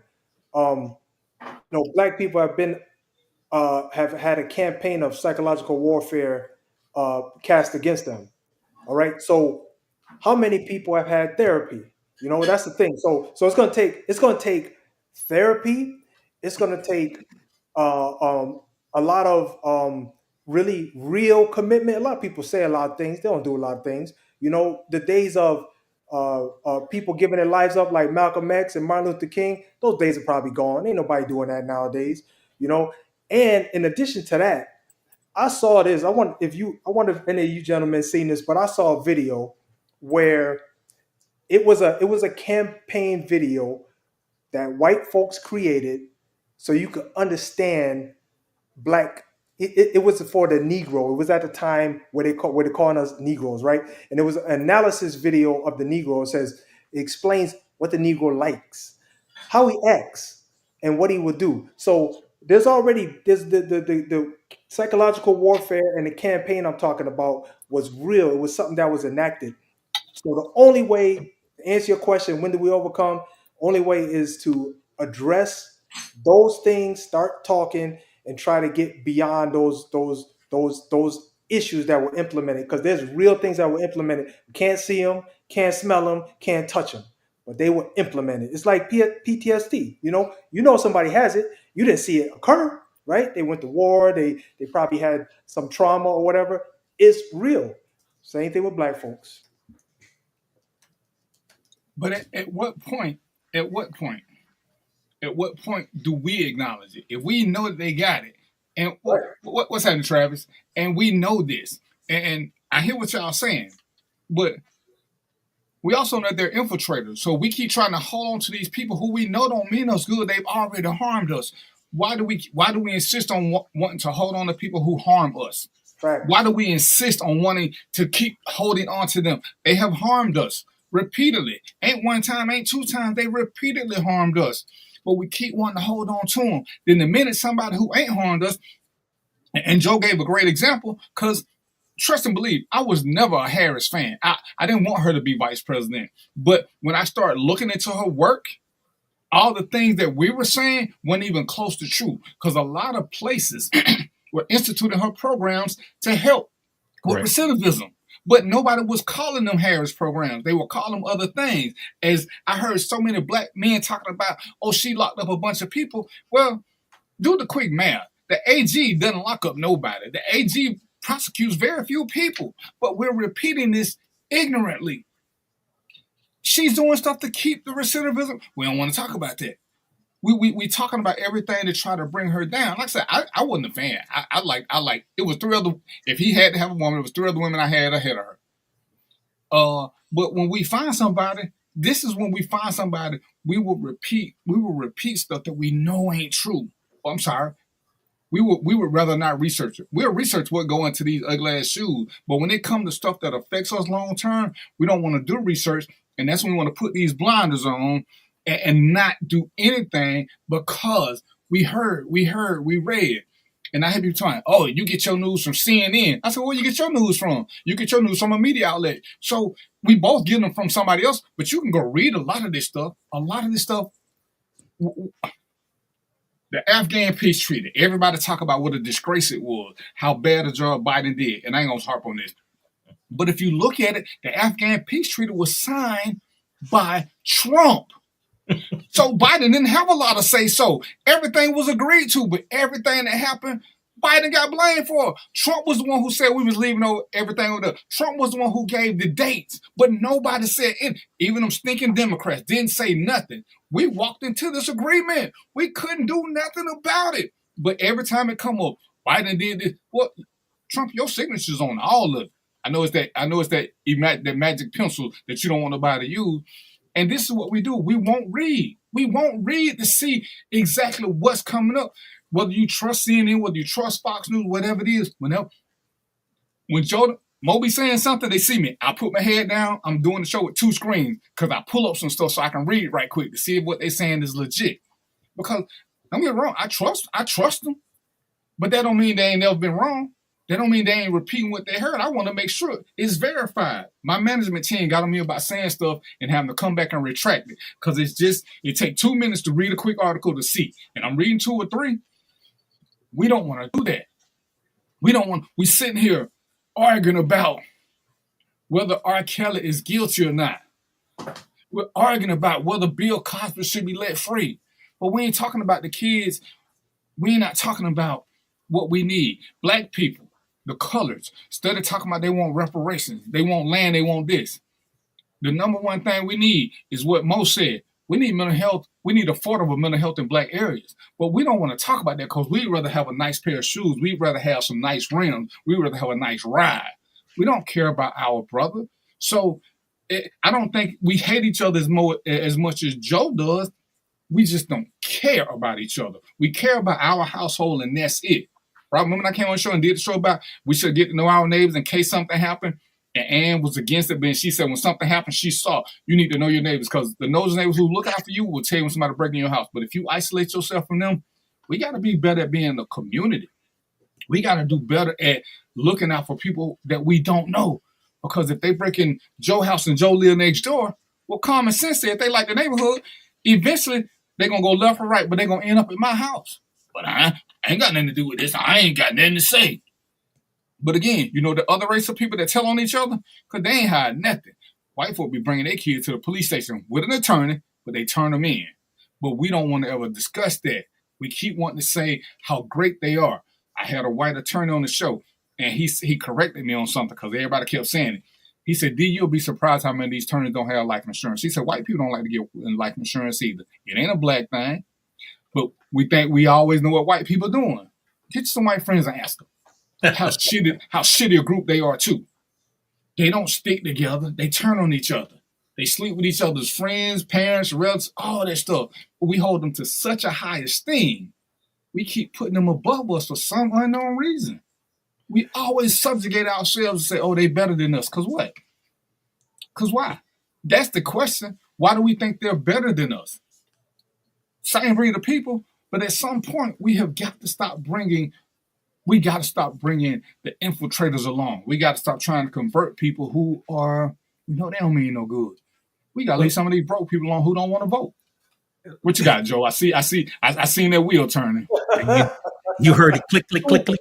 Wheel behind you turning. The Federation is turning, brother. Yeah, you know what I'm saying? I seen the Klingon bird of prey pop up right quick. What you got, bro? You know what? Here's some little tidbits that people need to know. In the 50s and 60s, and even at the beginning of the 80s, when you start seeing Black nationalism come alive, when you start seeing the pride in the neighborhoods, when you start having Black communities, aside from the us migrating up from the South, the great migration north, you had three things going. You had Black banks, you had Black schools, you had Black education, and one more thing, you had Black hospitals. Now, I say that to say this. I challenge anyone to go look at the number of hospitals in your neighborhoods. Go look at the number of schools they've closed in your neighborhoods. One thing that was found out and talked about, and I'll send you the information. In the 60s and 70s, there was a report about why Blacks had such high infant mortality rates. At one time, it was called sudden infant death syndrome. We now know that to be some BS. But what they found out also is that in the Black communities, we did not have tertiary care. So now what did they start doing? They started turning the wheel, saying, maybe if we start, and that's when you start seeing WIC and all these programs coming forward, because we had poor milk, we had poor grocery stores and that kind of stuff. What are we missing now? Grocery stores, schools, education, and hospitals. I say that history repeats itself because of exactly those issues. Our parents fought with, for, next to King, X, all these guys. And when we get a chance, I'll tell you a personal story about the Panthers, the real Panthers. But the fact remains that we, as a group, have not committed the atrocities that these other people have. But yet we are the recipients. Next to the Native Americans, ain't nobody else been done like us. In fact, even they haven't been done like us, if you tell the truth. No other group in this country has faced the opposition and the genocide. Hey, let me give you this little tidbit. 2 days ago, there was a bill that came through that said that, and I want you to listen very closely, that the Jews are now listed as minority. So when it comes to getting minority business loans, guess who's in that group with us? Jews. Now, here's the problem with that. Now they're not only counted as a race. You got it, Robert. Go look who signed that bill. They're counted twice. Okay, here's my thing. Once again, we and I respect all you guys, but we keep diagnosing the same disease. You know what I'm saying? At some point, somebody got to start operating. You know what I'm saying? we keep going to the doctor, and he keep prescribing us the same pills, but he ain't operated yet. You know what I'm saying? But he just giving us a pill to stop the swelling, to you know what I'm saying, to bring the swelling down. But we know that there's a real problem and it has to be operated on. When are we gonna start operating like me, the four of us saying, okay, we're gonna grab as many people, we're gonna see how many people we can get to meet in one place at one time. We're gonna get all the pastors we know, we're gonna get all the educators we know, and we're gonna see how many people gonna meet us at this particular place so we can try to come up with some solutions to our problems. And this is what I'm not seeing. You know what I'm saying? And then once people start seeing us, okay, these people, they serious about this movement, about fixing their own issues. And then you're gonna have the people with all the money. They're gonna say, well, I don't want to be left out. How much money can I give? You know what I'm saying? So, and I think this is how you start a movement. You know what I'm saying? But right now, we just talking shit. You know what I'm saying? They say talking shit make plans, but it take money to buy land.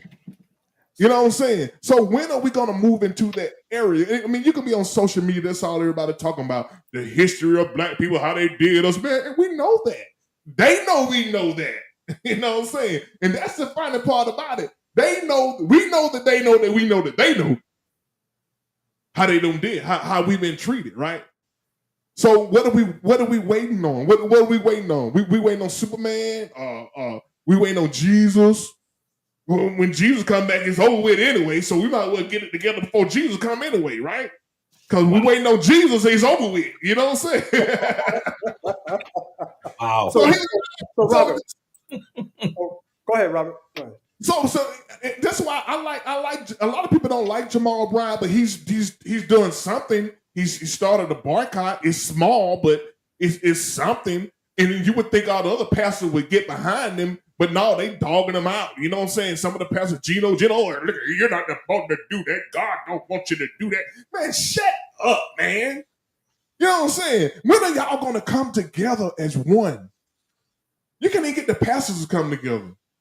So it's going to have to start in the street. What are the solutions? Why can't us folks say, at this, set a time, set a point, set a date, and we're going to get as many people we can to come to this place. And we don't even know what the hell we're going to talk about. But that's going to be the start. So that's what the shows are, Robert. Let me comment on that. Let me comment on that. So one thing, and this is data stuff. This ain't my opinion. This is just data stuff. But one of the reasons, Robert, and it's a good point, first of all. And there's a lot of reasons why that probably is not going to happen, okay? Or it will only happen at... But see, most stop you. You're already defeated. I'm not... No, once you say that, you're defeated. It's not for me. Once you say that, you're defeated because you put a negative vibe out. Once you put that negative vibe out there, you can't bring it back. Instead of you saying, Rod, that's a good idea, let's try it. See, Rod, this is one of the reasons why... No. And I'm not knocking you. You know what I'm saying? Because this is the mindset they gave us. But this is beyond me. This has got nothing to do with me. Because I know who I am. I know when I make a commitment to do something, I'm following through. This beyond me. This is bigger than me. It's got nothing to do with me. But at a global level, okay, just think about black people as a whole people. We don't even stick together as a whole people. So to try to say, let's start at the grassroots level and work up, it could work. It's going to be difficult, but it could work. But okay, let's let it fail before we kill it. Let's let it fail on its own. Don't let us kill it. You know what I'm saying? Let's try it and let's see. No, you don't knock it until you try it. Let me tell you what's wrong with your plan, Robert. You don't accept contingency. See, we do shows. That way people can come. See, what happens is people keep wanting to meet places. You know what happens when you meet somewhere? People got to drive to you. They got to take off work. They got to do all these other things. And that's why we keep losing, because we want all these people to stop what they're doing and come somewhere. See, the internet... But it shows commitment. No, it don't, Robert. If you got a choice between paying rent or join the movement, Robert, what you gonna do? The same people who say you make time for what you want to do. Joe got kids, you got kids. Joe, if your kid got to do something, Joe, if your kid got an event, so let's just keep talking about it. Let's just keep talking about it. You want it, Joe? If your and then our grandkid gonna be talking about it, and then their grandkid gonna be talking about it. You gonna let me finish? We just gonna keep talking about it. And they gonna keep taking advantage of us because people like you keep saying somebody got to fight, man. At some point, somebody got to fight like the generation before us fought. They didn't fight. Somebody got to fight, man. Joe, how long did the bus boycott take, Joe? It took a year for them to get it done, didn't it? It didn't happen overnight. It took a long time, and that's what Robert. That's what we keep misunderstanding. We think something's gonna happen right then, and it won't. It never will. That's what I'm trying to tell you guys. It's not gonna happen right away. But so then. So somewhere then, you got to start. You got to what Mo start just somewhere. said makes sense. What I said makes sense. We keep telling we're gonna plan something, and see, everything takes time. So if you don't put a contingency that we're gonna do this, because everybody ain't gonna show up the first time. The people that show up the first time ain't gonna show up the fifth time, because life is lifing. We still got bills to pay. We still got rent to pay. Somebody ain't gonna be able to make these meetings. That is a fact of life. So if you don't take that into consideration, or so and so in here, what the coach say? Oh, so and so in here, what we gonna do? We're gonna keep playing the game going on, but we can't keep sitting there thinking we need everybody all the time. So if we don't have that contingency in mind, we're gonna every time somebody show up, we're gonna feel defeated. Oh, So what's the in here. tell me what's Rob, can I finish a thought? Robert, can I finish a thought? I gave you what I thought. If you ever let me finish a thought, Robert, if you ever I let you finish, but you won't let this nobody your else show. This your show. I know, Go but you ahead. keep interrupting me. I couldn't even ask Joe a question because you kept jumping in. Go ahead, Joe, my brother. When work calls you and you got to go to work to keep your job, or your son has an event, which one you picking, Joe? I got to go to work. You got to go to work. So for us to sit back and act like work ain't important, when Black Lives Matter was doing all them crazy things, they was always doing them on the weekend when it was convenient for them, not for their followers. So at some point, you got to make exceptions, concessions. That's what internet is for. You know how many people will walk away? They can do this on their break. They ain't got to lose nothing. They can listen. We can get the message out without ever having to meet face to face. We can get it out because people can listen. But we keep wanting to meet in person to see people. Then you know what happened? It turned to a big clusterfuck because now I don't like him. Now I don't like them. Everybody talking because the minute you say something I don't want to hear, I'm distracted. That's why we have to do it in different ways and then come together. But there is no all of a sudden solution. So if we don't address mental health, there ain't no solution because everybody ain't ready. If we don't acknowledge financial disparity, see, the things that the three of us, I don't know what your financials were, we retired. There are things we can do and we don't worry about a paycheck. Can we say that about the people who we need, the masses? But most of what we want to do always affects the masses. Jamal Brown boycotting Target. Well, all the Targets I've been to, they got a lot of black workers. So now who losing their job? So he losing people. When they wanted to boycott Walmart, damn near every Walmart I've been to was all black. So you want to boycott these places where people who are already struggling to make money, now they're going to get laid off. But ain't none of these rich white boys getting laid off. Ain't none of them getting laid off. It's hurting us. When they did the bus boycott, what was the main thing they did? What's your solution, DVP? So let me jump in. DVP. I agree with what you're saying, but let me just say this, Robert. So the think about this. Just keep this in perspective. Okay, I understand what you're saying. Action, right? What's the action? All right. Us three have been doing this show, and DVP got the correct timeline. I'm just going to guesstimate at least 6 months. Okay, we've been doing this show at least 6 months, looking to try to motivate and create change. So you don't need a meeting place. This is 2025. We don't need a physical meeting place to make that change occur. So we've been having this show for at least 6 months, and we come here with information and knowledge that can help to affect the change. All right, we get about 4 people that show up on the goddamn show. All right, so let me just say this. So we have done something. The process has already started. If people don't come here to say, listen, this is what you guys have to offer. I'm involved. I want to get involved. I want to help make that change. You know, if we can't even do that at an electronic level, on a physical level, you got no chance, brother. I'm gonna leave that there. Let me jump in here, and I got to direct my comments to you, Rob. There's 2 things I got to challenge you on. The first one is the history, and let me clarify that a little bit further. If our people knew their history a little bit better, they wouldn't let it happen again. That's why you always see something about the Holocaust, because the Jews ain't gonna let you forget, and they're not gonna let you do it to them again. That's number 1. Number 2, the simplest thing is the most powerful thing, and it's been written across time since late 1800s. It's voting. The third thing is this: when we look at this whole idea of coming together, I want you to check out this book. It's called, and the actual name is called Mindfuck. It's about Cambridge Analytica and how they were able to use certain algorithms based on Facebook, StreamYard, some other things, and how the white nationalists use this same platform to get the message out. See, we've got to be as smart as they are. The question is, when is the rest of us going to catch up to this new talking drum, for lack of a better term? See, the talking drums of Africa never stop talking. We stop listening.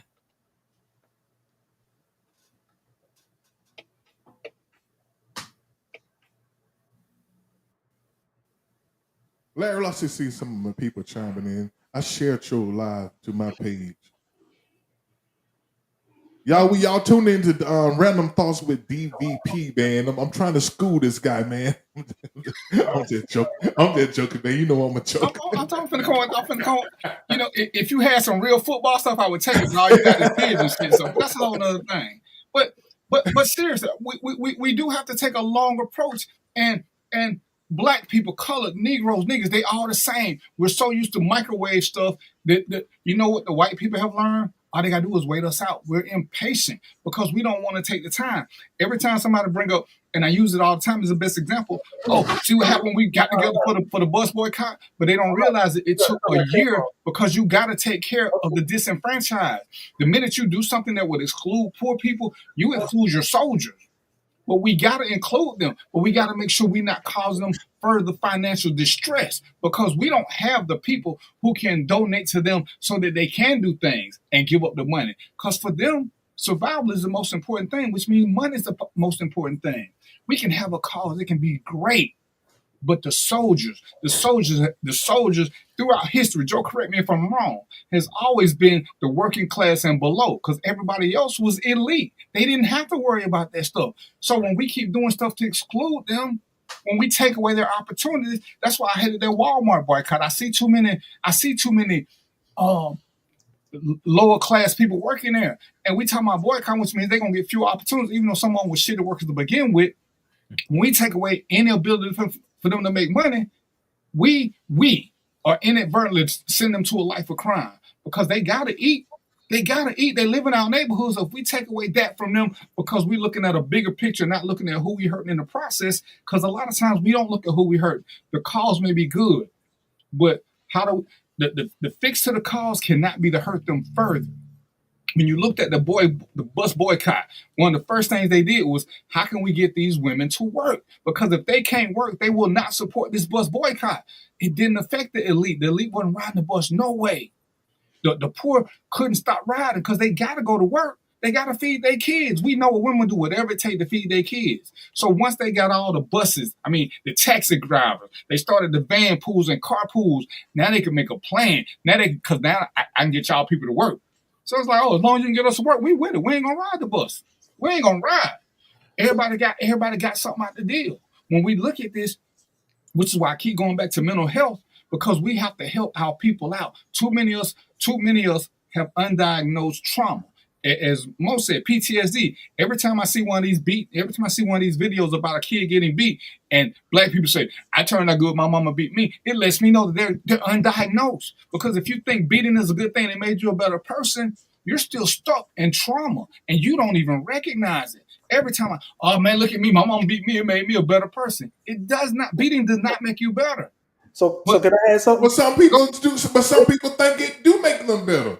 So they got undiagnosed trauma. You don't know your part until they tell you. You don't know you got trauma until they tell you got trauma. Mo, I'm gonna let you say this. Rob, I'm gonna tell you this. Do the same thing I did. Ask all these black people who claim that beatings made them better. Ask them, did they feel loved when they was getting that beating? And I guarantee you, none of them will say yeah. So it did make them better. What it did is made them the opposite. They think controlling people is the way to get stuff done, even though they realize it didn't work for them, because there are very few of us who got a beating that turned into a better person because of that beating. We learned not to get caught.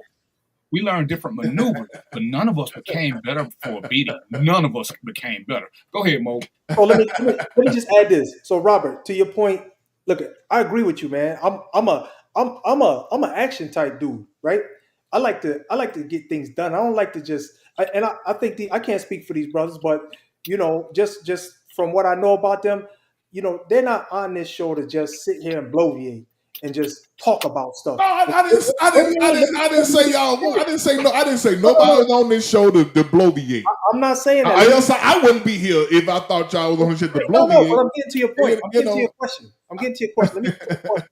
So yeah, and yourself too. We're not on the show to just bloviate, just talk about it, right? So I'm gonna issue a challenge, right? So here's the challenge. We got 5 people in the chat right now. All right. So if we trying to make a difference, right? Let me issue this challenge. Next show, I think it's 5 in there, right? DVP, did you count 5? Oh, 4. But you might be doing some of that Arizona math. So No, man. It's Listen, hot there. I see Larry Love, Jones Boy Chip, Travis. Oh, G. you mean in the comments? I thought you meant in the private chat. No, in the comments, yeah. Okay. So I counted 4. Okay, let's say 4 or 5ish. So let's issue a challenge. We out here trying to do some real work. All right. So let's all of us here on this page dedicated doing some real work. Let's issue a challenge. Let's make sure we got more than 5 people on the next show to see if because I don't get involved in nothing. I got 9 people on my end. But see, I don't know if y'all. I'm sharing it to my. Oh, I can't. We can't see that. Oh, we can't see that. So you can. That's what I'm saying. Oh, we can't see that. Okay. So that's good. So anyway, whatever number is on here right now, let's issue a challenge to see if more people can come. Because this right here will let us know that the work we're doing is validated and we're doing something that is helping. Okay. Once I'm pretty sure everybody here is dedicated. We show up. We here, right? But once we know that like this commitment is really making a change, we can take it to the next level. So because I agree with you. I like to take action. I like to see things change. I like to see things move. I like to see things get done.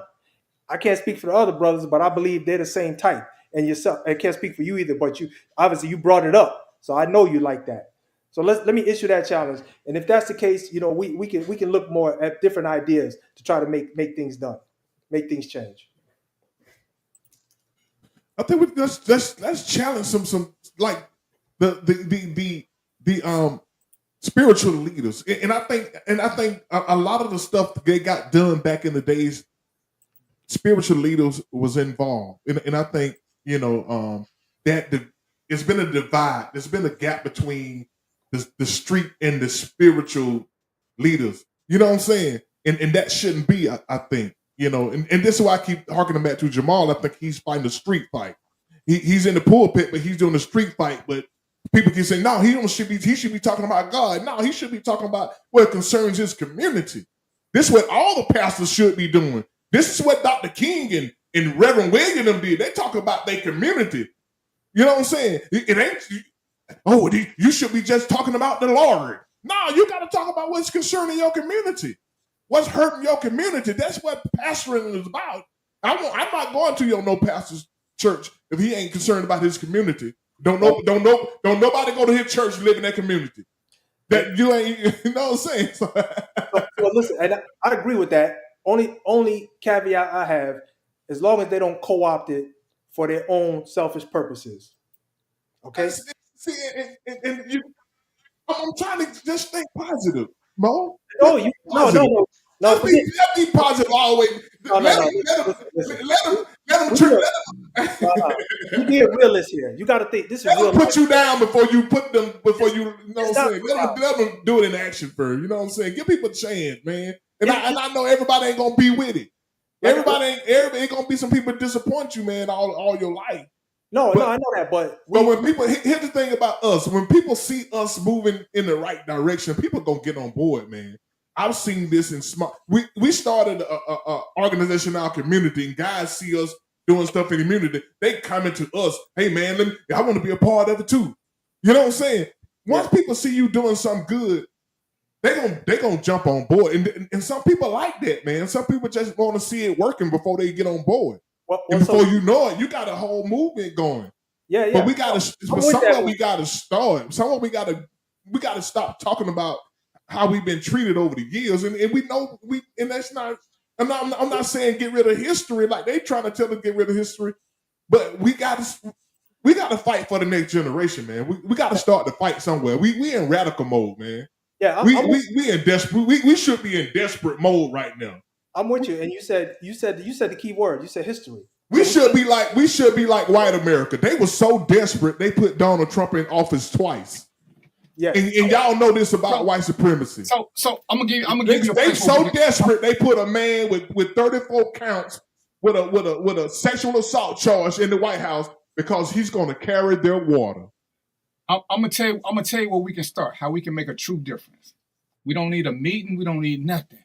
We need to just go out in the community and instead of showing all these other videos of us getting beat, show videos of us standing up. Show videos of us uplifting each other. See, we can do that. We can walk and chew gum, man. We can do that and that. Okay, so let's do it. See, that's something they can start. That's something they can do at a grassroots level. It don't cost no money because all of them got these phones now. So we can start doing good deeds. We can start becoming better people. See, we can do this when a man sees something happening to a woman, he ain't got to jump in and fight, but he can step in and say, hey, man, this ain't right. See, all it takes is a little something. We can start doing that. We can stop wanting to go viral for some world star hip hop stuff. This is where we got to change the mentality. See, when you go to the military, they cut everybody hair, so ain't nobody got good hair. Ain't nobody got this. They indoctrinate all of us. You're equal now. Ain't nobody better than nobody. Don't care what you came from. Don't nobody get to keep their hair. Don't nobody get to keep nothing. Don't nobody get to keep their jewelry. They strip you down. They make all of us equal. Then they appoint somebody to be over us. But his goal is to make sure that he don't mess around and lose us. Not that he's better because he's a squad leader. He's now responsible if one of us mess up. He's got a vested interest in it now. So guess what? He becomes a little bit more helpful because he got something to lose. Right now, we all act like we ain't got nothing to lose, and it don't matter if something happened to somebody else because we are not our neighbor's keeper. We ain't our brother's keeper. We have to do a much better job, and we don't have to meet in mass for that. We just got to step up. We used to be. Right. So for us, but that's why America don't fear us. Understand this. Me and Joe was cops. I can guarantee you, without having talked to Joe yet, how much time we spend in Chinatown or some of these other communities where they needed help because they police their own. They police their own. When we went there, it was everything. Hell, we really didn't have to do nothing but put Bud in the car. Hell, he was already tied up if he was still living. All the fight was gone out of him. The only place we have this in is our neighborhoods where we still believe in no snitching. We got to protect this. So if you don't care about your own, you can't make nobody else. So that's something we got to adopt as a mentality. We have to care more about us than we do about competing with them. See, and we got to do it. And it can't be for pay. It's got to be because that's what's inside you. We got to start little shit. Fellas, hold the door open. It's a peace offering. It ain't costing you nothing. Even if you get a free look at her booty, hold the door open. We're so selfish-minded now. Them ain't my people. I ain't doing this. If somebody ain't doing something for us, we don't want to deal with them. That is not how you build. That is not how you build. We're so divided. I say, I don't think we hate each other. I think we see each other as easy prey, and we got to change the vision. We can't keep being easy prey. When we see somebody who looks like prey, again, we grew up in the project. Robert, you grew up in the project. I grew up in the project. Guess what? Nobody ever bothered that old lady did. When we grew up, how many times did we even hear about old people getting raped? How many times were kids at risk? Because the real OGs in the game and the criminals, they wouldn't let you bother them young girls. They were off limits. They wouldn't let you bother the old ladies. They were off limits. They were off limits. The ones who was about that life, they didn't care what you did with them. As we became, as Joe said earlier, that crack epidemic, we lost both of those barriers. Now everybody became fair game. And when we lost that head elephant, the younger elephants, nobody trained them on what was legit and what wasn't. So they just doing whatever. Everybody's fair game. But we didn't have them problems when we were growing up. None of us. We didn't have them. Somebody was always there to regulate. Now who's regulating? So for us to start this, we got to regulate our own community. Once we identify the bad players and call them out and point them out and have everybody watching them, again, Joe can tell you this. Crooks do not like to be identified. Once you point them out, especially if you got a group pointing them out, guess what? They lose all their power, all of it, because now they know ain't nobody going to keep secret about them.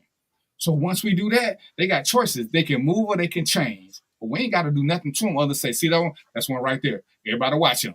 Everybody watch him. And guess what? That's all it takes is action. Then everybody can start coming together. Keep hoping for these churches. Your girl said it. 2 or 3 shows ago. Why did she leave the church? Because the churches have become so judgmental. Keep telling everybody going to hell.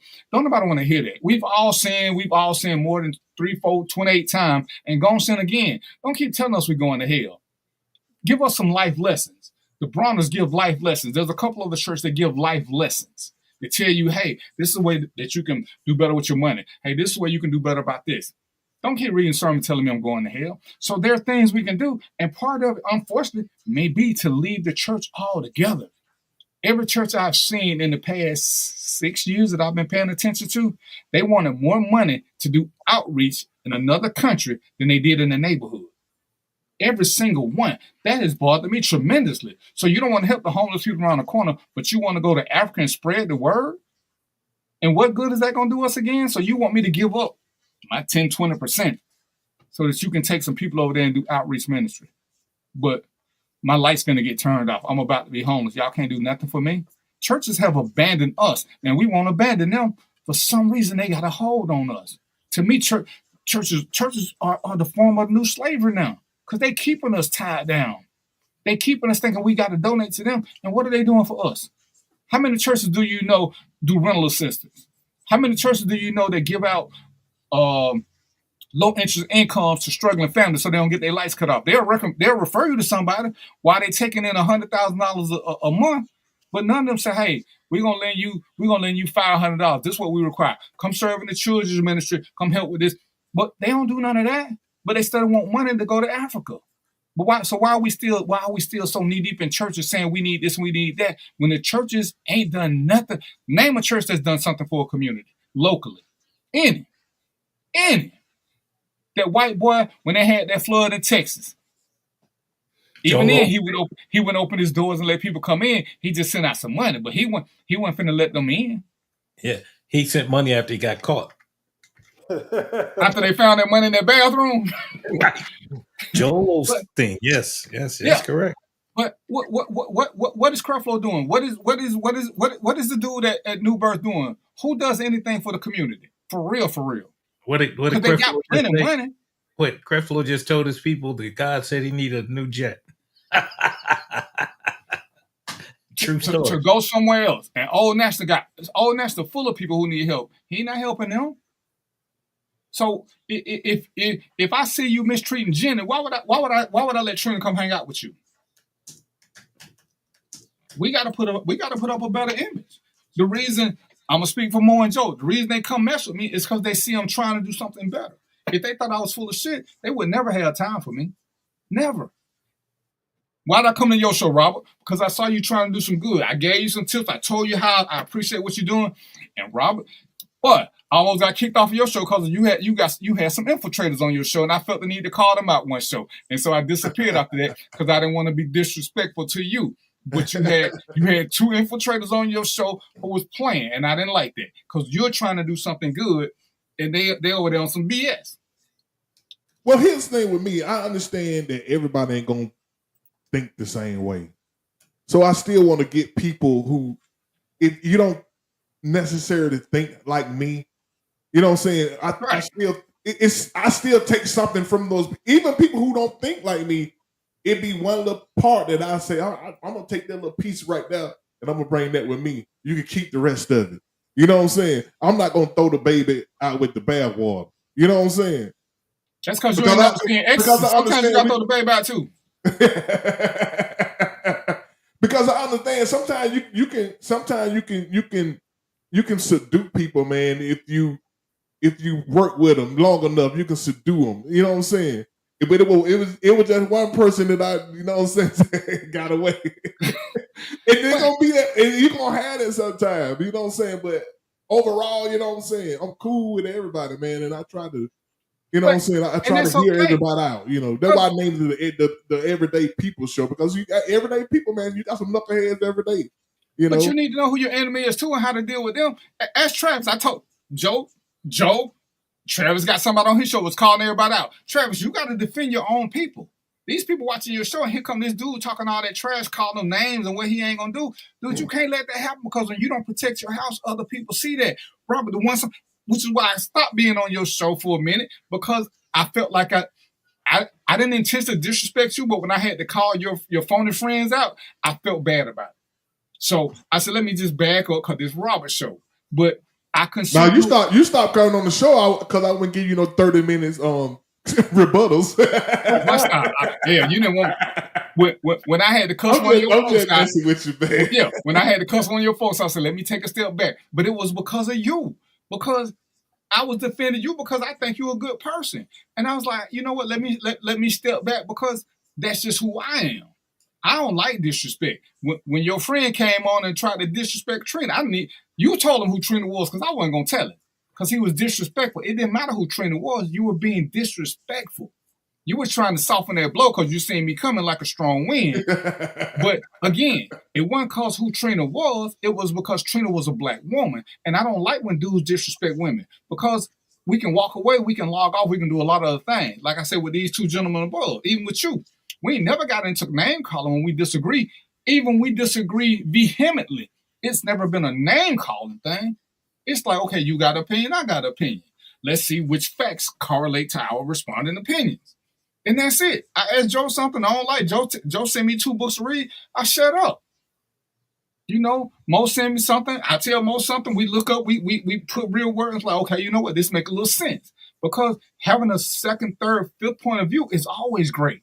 It's always great because we only know our own experiences. The more experience we have, the more views we have, the better decisions we can make. So I'm always going to be with that. And it's always great to know what the enemy is thinking. Yeah, you have to be able now you know how to fight. You have to be able to. I'm the type of person, I will evolve. If either one of you guys say something and it makes sense, I'll evolve to what you guys saying because I feel it. It makes sense. I'm not going to be log-head and just think, no, this way, go my way or the highway. You know what I'm saying? And you got to be able, when you trying to lead people, you got to be able to evolve.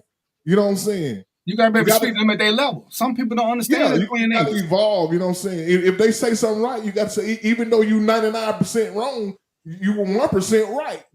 That time, you know what I'm saying? You got that 1% in. I'm gonna give you kudos on that 1%. And now you're gonna back off and give me now I'm gonna get 5 because I let you get that 1. Now you're gonna let me get 5 in. See, that's how you gotta work people like that, man. You know what I'm saying? When you got people like that, you gotta give them when they get that little one little thing that was right, you gotta let them have it. And now that loosen them up. Now you can get 5%. Then you get 10 before you know it, they on your team. You know what I'm saying? See, you got that mentality, and you need people like you in the fold. You know, some of you people, you just kick them in the butt. You gonna kick them in the butt. You know what I'm saying? Right away. You know what I'm saying? You ain't finna work.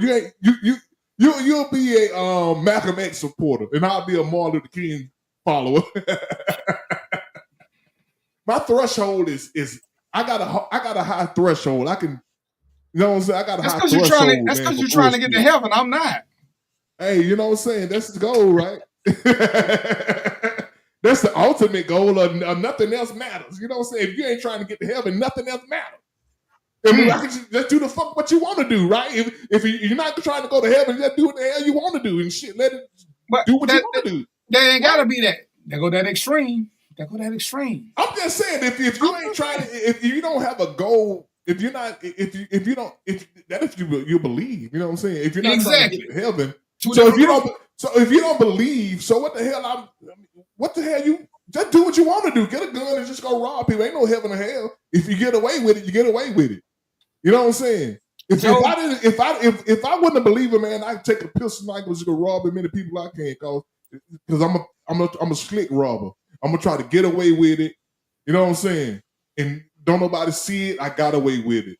You know what I'm saying? It's 750. Joe ain't the biggest robbers carrying around Bibles. So I'm gonna just let that ride. The biggest robbers got Bibles and they ain't even using the gun. They using but I'm gonna let that go.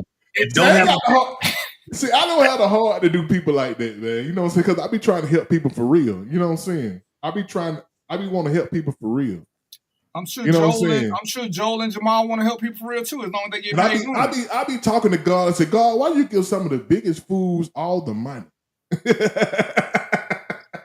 said, God, why you get Elon, the richest man in the world, and he ain't did nothing for nobody. He can stop homelessness by himself.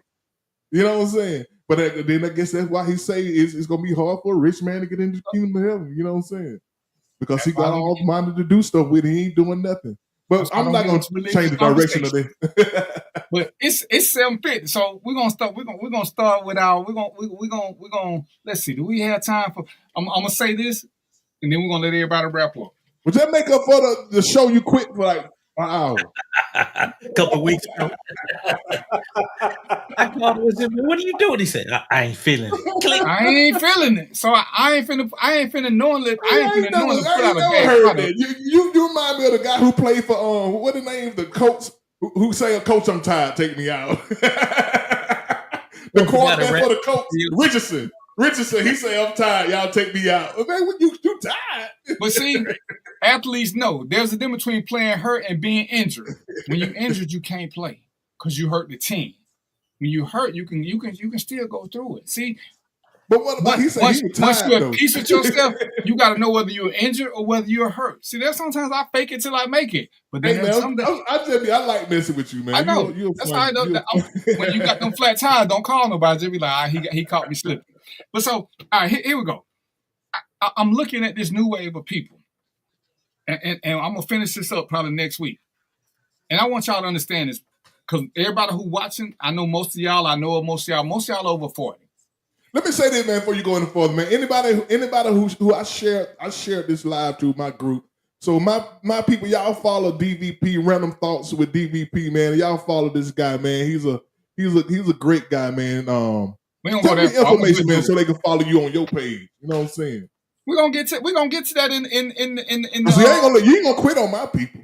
That's right. I just cut your people out when they say stupid stuff, but that's a whole nother story. When I'm looking at, we talked about this work ethic. Most of us, and I'm gonna pick all four guys on the stage. When we started working, there was no such thing as the living wage. Our first job didn't pay a living wage, and our first apartment, we was all struggling. We weren't trying to live in Midtown or downtown or a high rent area.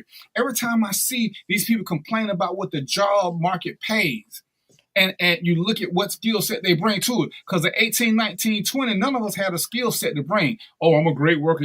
You know how you know you're a great worker? And again, if you're a great worker, you would have a job, because great workers don't hit the market. But that's a whole nother story. When I see all these people complaining about what they get paid, and can't nobody live off $15 an hour? It's plenty of people can live off $15 an hour. Where you trying to stay though? See, you making $15 an hour, which is $40, whatever it is, but you want to stay in a $2,700 nice place. Well, you might need to get you a $900 room until you make it. Y'all keep reaching so high with no skill, and you blame everybody else for your problem. But if this is the standard, and when most of us was coming up, the standard was $335. Hell, it was lower than that for a lot of. But I remember when I was 18, minimum wage was $335. To hear $15 an hour now, and it's like y'all don't even put simple math together. But I guarantee you, all of us remember every time minimum wage went up, the price of everything else went up. So when y'all keep saying y'all need more money, understand every time you get a raise, every single time, everything else is going to go up accordingly. Your insurance is going to go up. We ain't got now raise where it didn't affect our insurance. We ain't got now raise where it didn't affect the cost of bread. We ain't got now raise where everything else started going up with it. You have to learn to live within your means. And sometimes your means you don't get to live in upscale neighborhoods. Hell, you might not even get to live in a safe neighborhood when you first starting out. But as a race, and I hear this more with us than anybody else, we don't want to be roommates. I need my own place. I need this. But we watch all these other races and talk about how well they do with money and how many of them staying in a place and they working and living in shifts. Stop saying what society won't pay you and what you need money for. Nobody told you to buy that Hellcat. I'm willing to bet dimes to dollars. Everybody's first car here was something that cost less than $1,000. Yeah, my first 3 cars together didn't cost but $1,500. I had a $500 Bonneville, I had a $450 Impala, and I had something else, a deuce and a quarter. Now one of them cost over $500. Big money. I wasn't trying to buy a brand new car at 18 or 19 or 20. I didn't have the money for it. Y'all living above y'all means and y'all want everybody else to make up for it. That's not how life or society works. What Joe got now, what Mo got now, what DVP, hell, what Robert got now, we couldn't have got this at 20. But y'all want 3-bedroom apartments for what? You live by yourself. Get your little studio. Oh, now I need space. You need space to be broke? Get the fuck out of here. We at some point, gentlemen, as they would say on Mission Impossible, part of our task is to educate these young people to stop trying to live like they are in their 50s and 60s. You ain't got shit. Don't nobody owe you nothing. So you're going to take this job that pay $15 to $19 an hour. Man, I ain't trying to do all that work. But you ain't trying to be shit.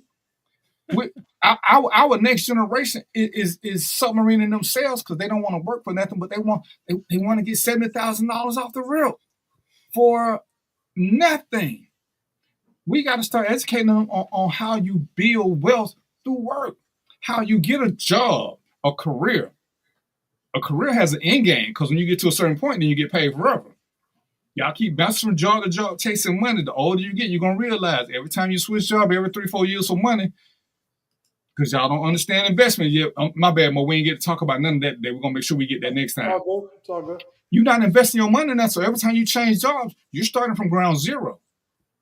Because if we followed the American dream, as it should have been, when we graduated from high school at 18, 19, some of y'all was 20, if you would have got a job and worked 20 years, worst case, you would have still been 40, and you would have qualified for retirement pay. I'm sorry, if you had a career, you would have got retirement pay. But most of us didn't see the insight in it because nobody told us. Nobody told us to get a career and stick with it, whether you like it or not. The benefit is long term. But so many of these new people, they living for the day. We didn't live for the day. Hell, we didn't have nothing, but we combined what we had. We had parties and picnics where everybody combined and brought something. We weren't trying to make it all by ourselves. We didn't, man, how many people did we know growing up that we heard somebody say, I don't need nobody?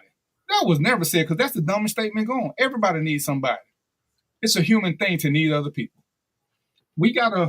Gentlemen, we have to do a better job of being leaders when we get a chance and educating people and having just conversations. And as Robert said, watch people who start coming in to listen. I spent 20 minutes talking to a guy, Sam's, the other day about him wanting to be a rapper and what he was doing with his money. And he 20 and got 2 kids. And I asked him, I said, well, where your kids live? Oh, they stay with their mama and her mama. So you having kids, you want to be a rapper, but you ain't doing nothing for your kids. Oh my God. When I make it, do you know how many people want to be rappers? When you make it, but in the meantime, what are your kids doing? You don't think it's more important to feed your kids than to pursue your rapping career? And he just looked at me. He said, well, I ain't never think about it like that. So your kids going hungry while you out there doing all this and you working at Sam's and you should be you should have your kids living with you. You gonna marry this girl? Yeah, I'm gonna marry her as soon as I get right. I said, but you said you want to be a rapper. So you telling me this girl who you having babies with, you want her to wait 5-10 years? Because look at how long it's taking some of these rappers to get there. Ain't nobody never had these conversations with him and made them look it up. They still believe in overnight success. Oh, if I put out one good hit, that's gonna be it. Dude, I ain't never heard of you before. So you're not even famous in Douglasville, which means you ain't famous in Atlanta, which means you probably ain't. And, you know, I work for a security company. We just did America's Got Talent. You wasn't out there. So, gentlemen, as Robert said, the challenge is to start giving some real world knowledge to especially these young men, but more so to these young women or finding women who can mentor women. Because we know people. And sometimes it ain't gonna be a big thing. It's gonna be a conversation when we out in the streets, when you at the drive-thru, when you at Target, where you ain't supposed to be, or one of these other places. Share a little information. Just drop a little nugget or 3 every now and then. So it's 7:58. So I'm gonna let the host with the most who talk the most shit. Robert, tell them about your show and how to find you, sir. What are you talking about yourself? Man, you sitting over there with pins and colors. Hey, I said he's speaking in the third person now. I'm like, this is why I don't like black people. This is the number one reason I don't like black people. Yeah, y'all follow me, man. RL Stafford, man. Facebook. And we do a podcast. Me and Jen, my girl Jen, and we do a podcast called Overflow, the Everyday People Show. And we like to bring people on who doing small things in a big way. Yesterday we had a young lady on who wrote a book, and we just highlighted her, gave her the whole show, man, and try to get her, give her some publicity. So that's what we try to do, man. Take people who do small things in a big way and try to promote them. Sacrifice what we do for other people. That's what we do. And y'all can go get the album. My album is out, man. RL Stafford streaming on all platforms. Moving forward, leaving me behind. I'm a spiritual guy on the soul R&B tip. That's how I look at myself. My music is an experience. My music is an experience. You know what I'm saying? Yeah, my music is an experience, man. I sing from the heart. I write all my songs. I don't have no producers writing my music. I write it because I want to say it the way I want to say it. I want to sing it the way I want to sing it. So y'all follow the RL experience, man. Screaming on all platforms. RL Stafford. Go on and post a song or two and tag me on it. I told you to do that a long time ago. I gave you carte blanche to tag yourself, to tag me on your song. Man, I post my music 24/7, man. You ain't saw it yet, you ain't gonna see it. Bro, sometimes I ain't on social media, but you can tag me so it'll still go to my page. All right, Jomo, what you? Okay, let me go. Come out to say Jomo for last because he Obi-Wan Kenobi. Mo, what you got for me? I'm sorry we didn't get to do no stock tips or no money tips. Oh man, it's all good. It's all good. So Robert, so you had look. I got 2 books, brother. So if you had an author on your show, you need to invite me on there. Okay, I didn't.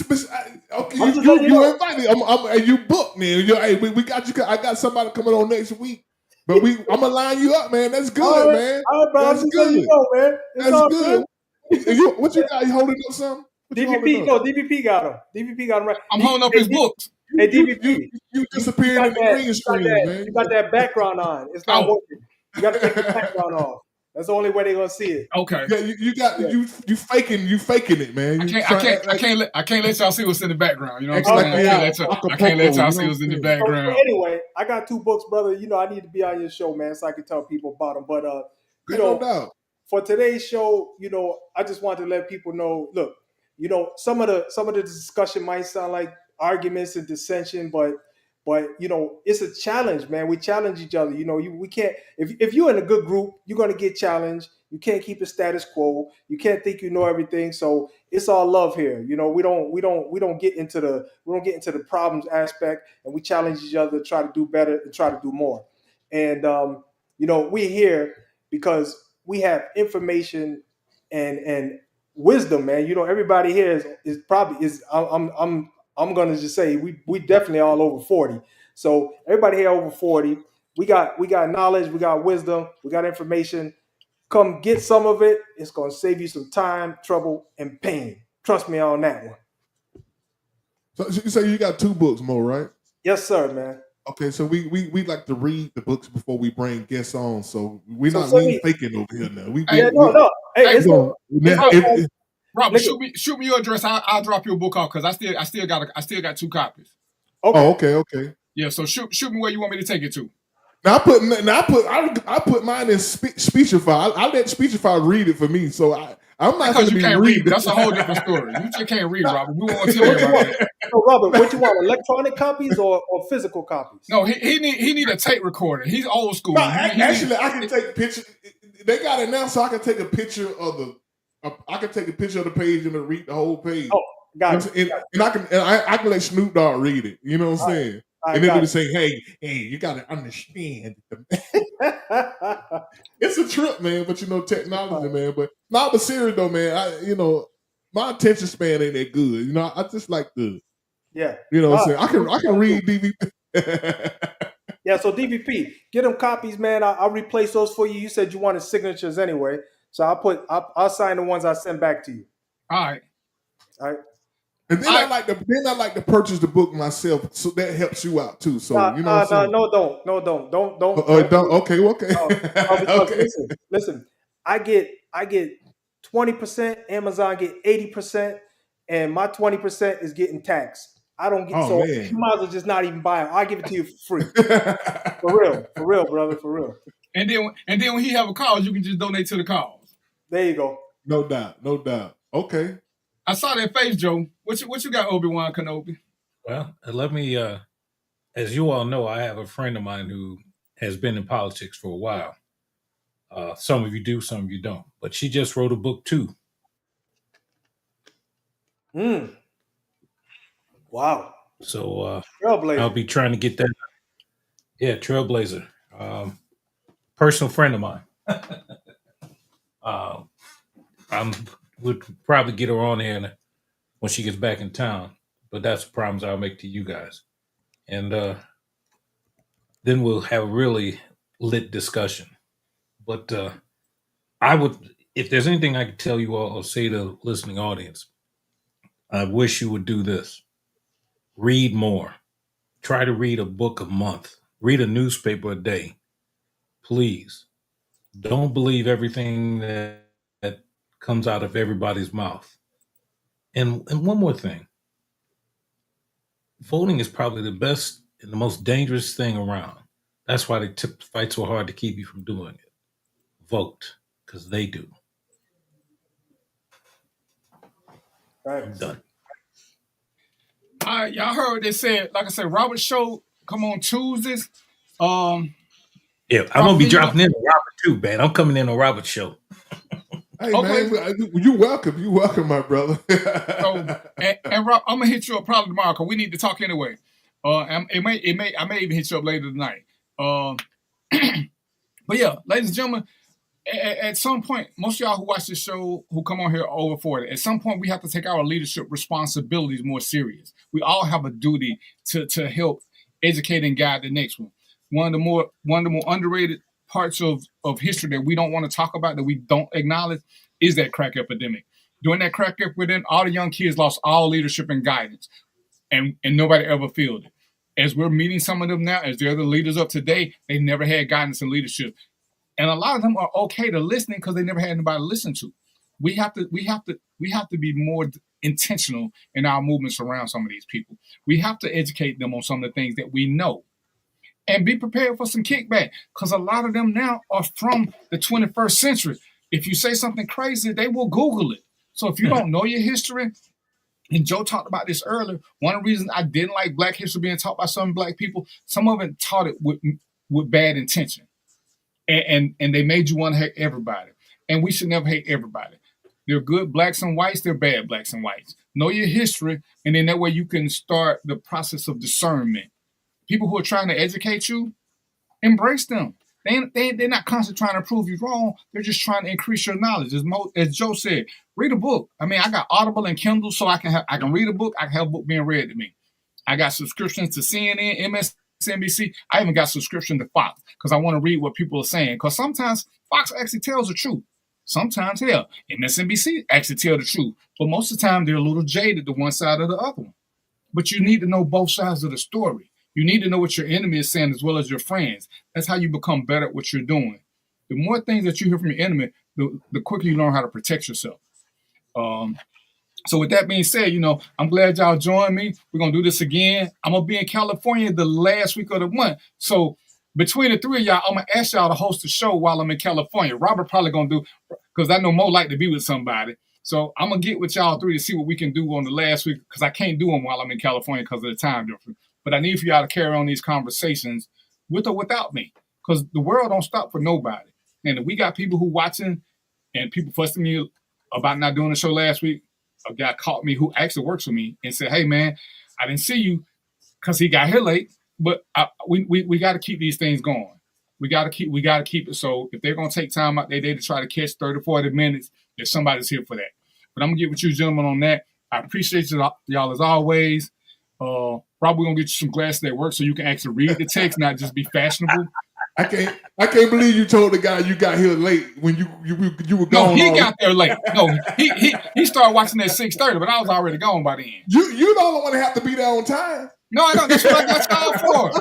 You're the only one that have to be there on time. Don't never forget that. Listen, he probably trying to make you to warm it up. That's all. Robert gonna be the first people I stop talking to. Robert gonna be the very first. I'm gonna send him and his girl a dinner invitation, but it's gonna be for a -1. I ain't gonna let you stop talking. I ain't gonna let you stop talking to me. I ain't gonna let you quit on me. I mean, no pun intended, but anyway, I'm gonna see y'all next week. And for then, if y'all got something y'all want to talk about, shoot it to me. We're gonna make sure we get you. We're gonna keep telling y'all, we're going to keep harping on investing money, getting insurance. I'm tired of those things coming up. And let's just learn to be better people. All right? Until next week, y'all know what it is. Mo, I'm finna hit you in like 3 minutes. Mo, I'm sorry, Joe, I'm finna hit you in like 3 minutes. So until next week, y'all know what it is, right? Y'all can't see in my cup, but love, peace, and hair grease. Peace, popcorn, and chicken grease. And we out. All right, bro.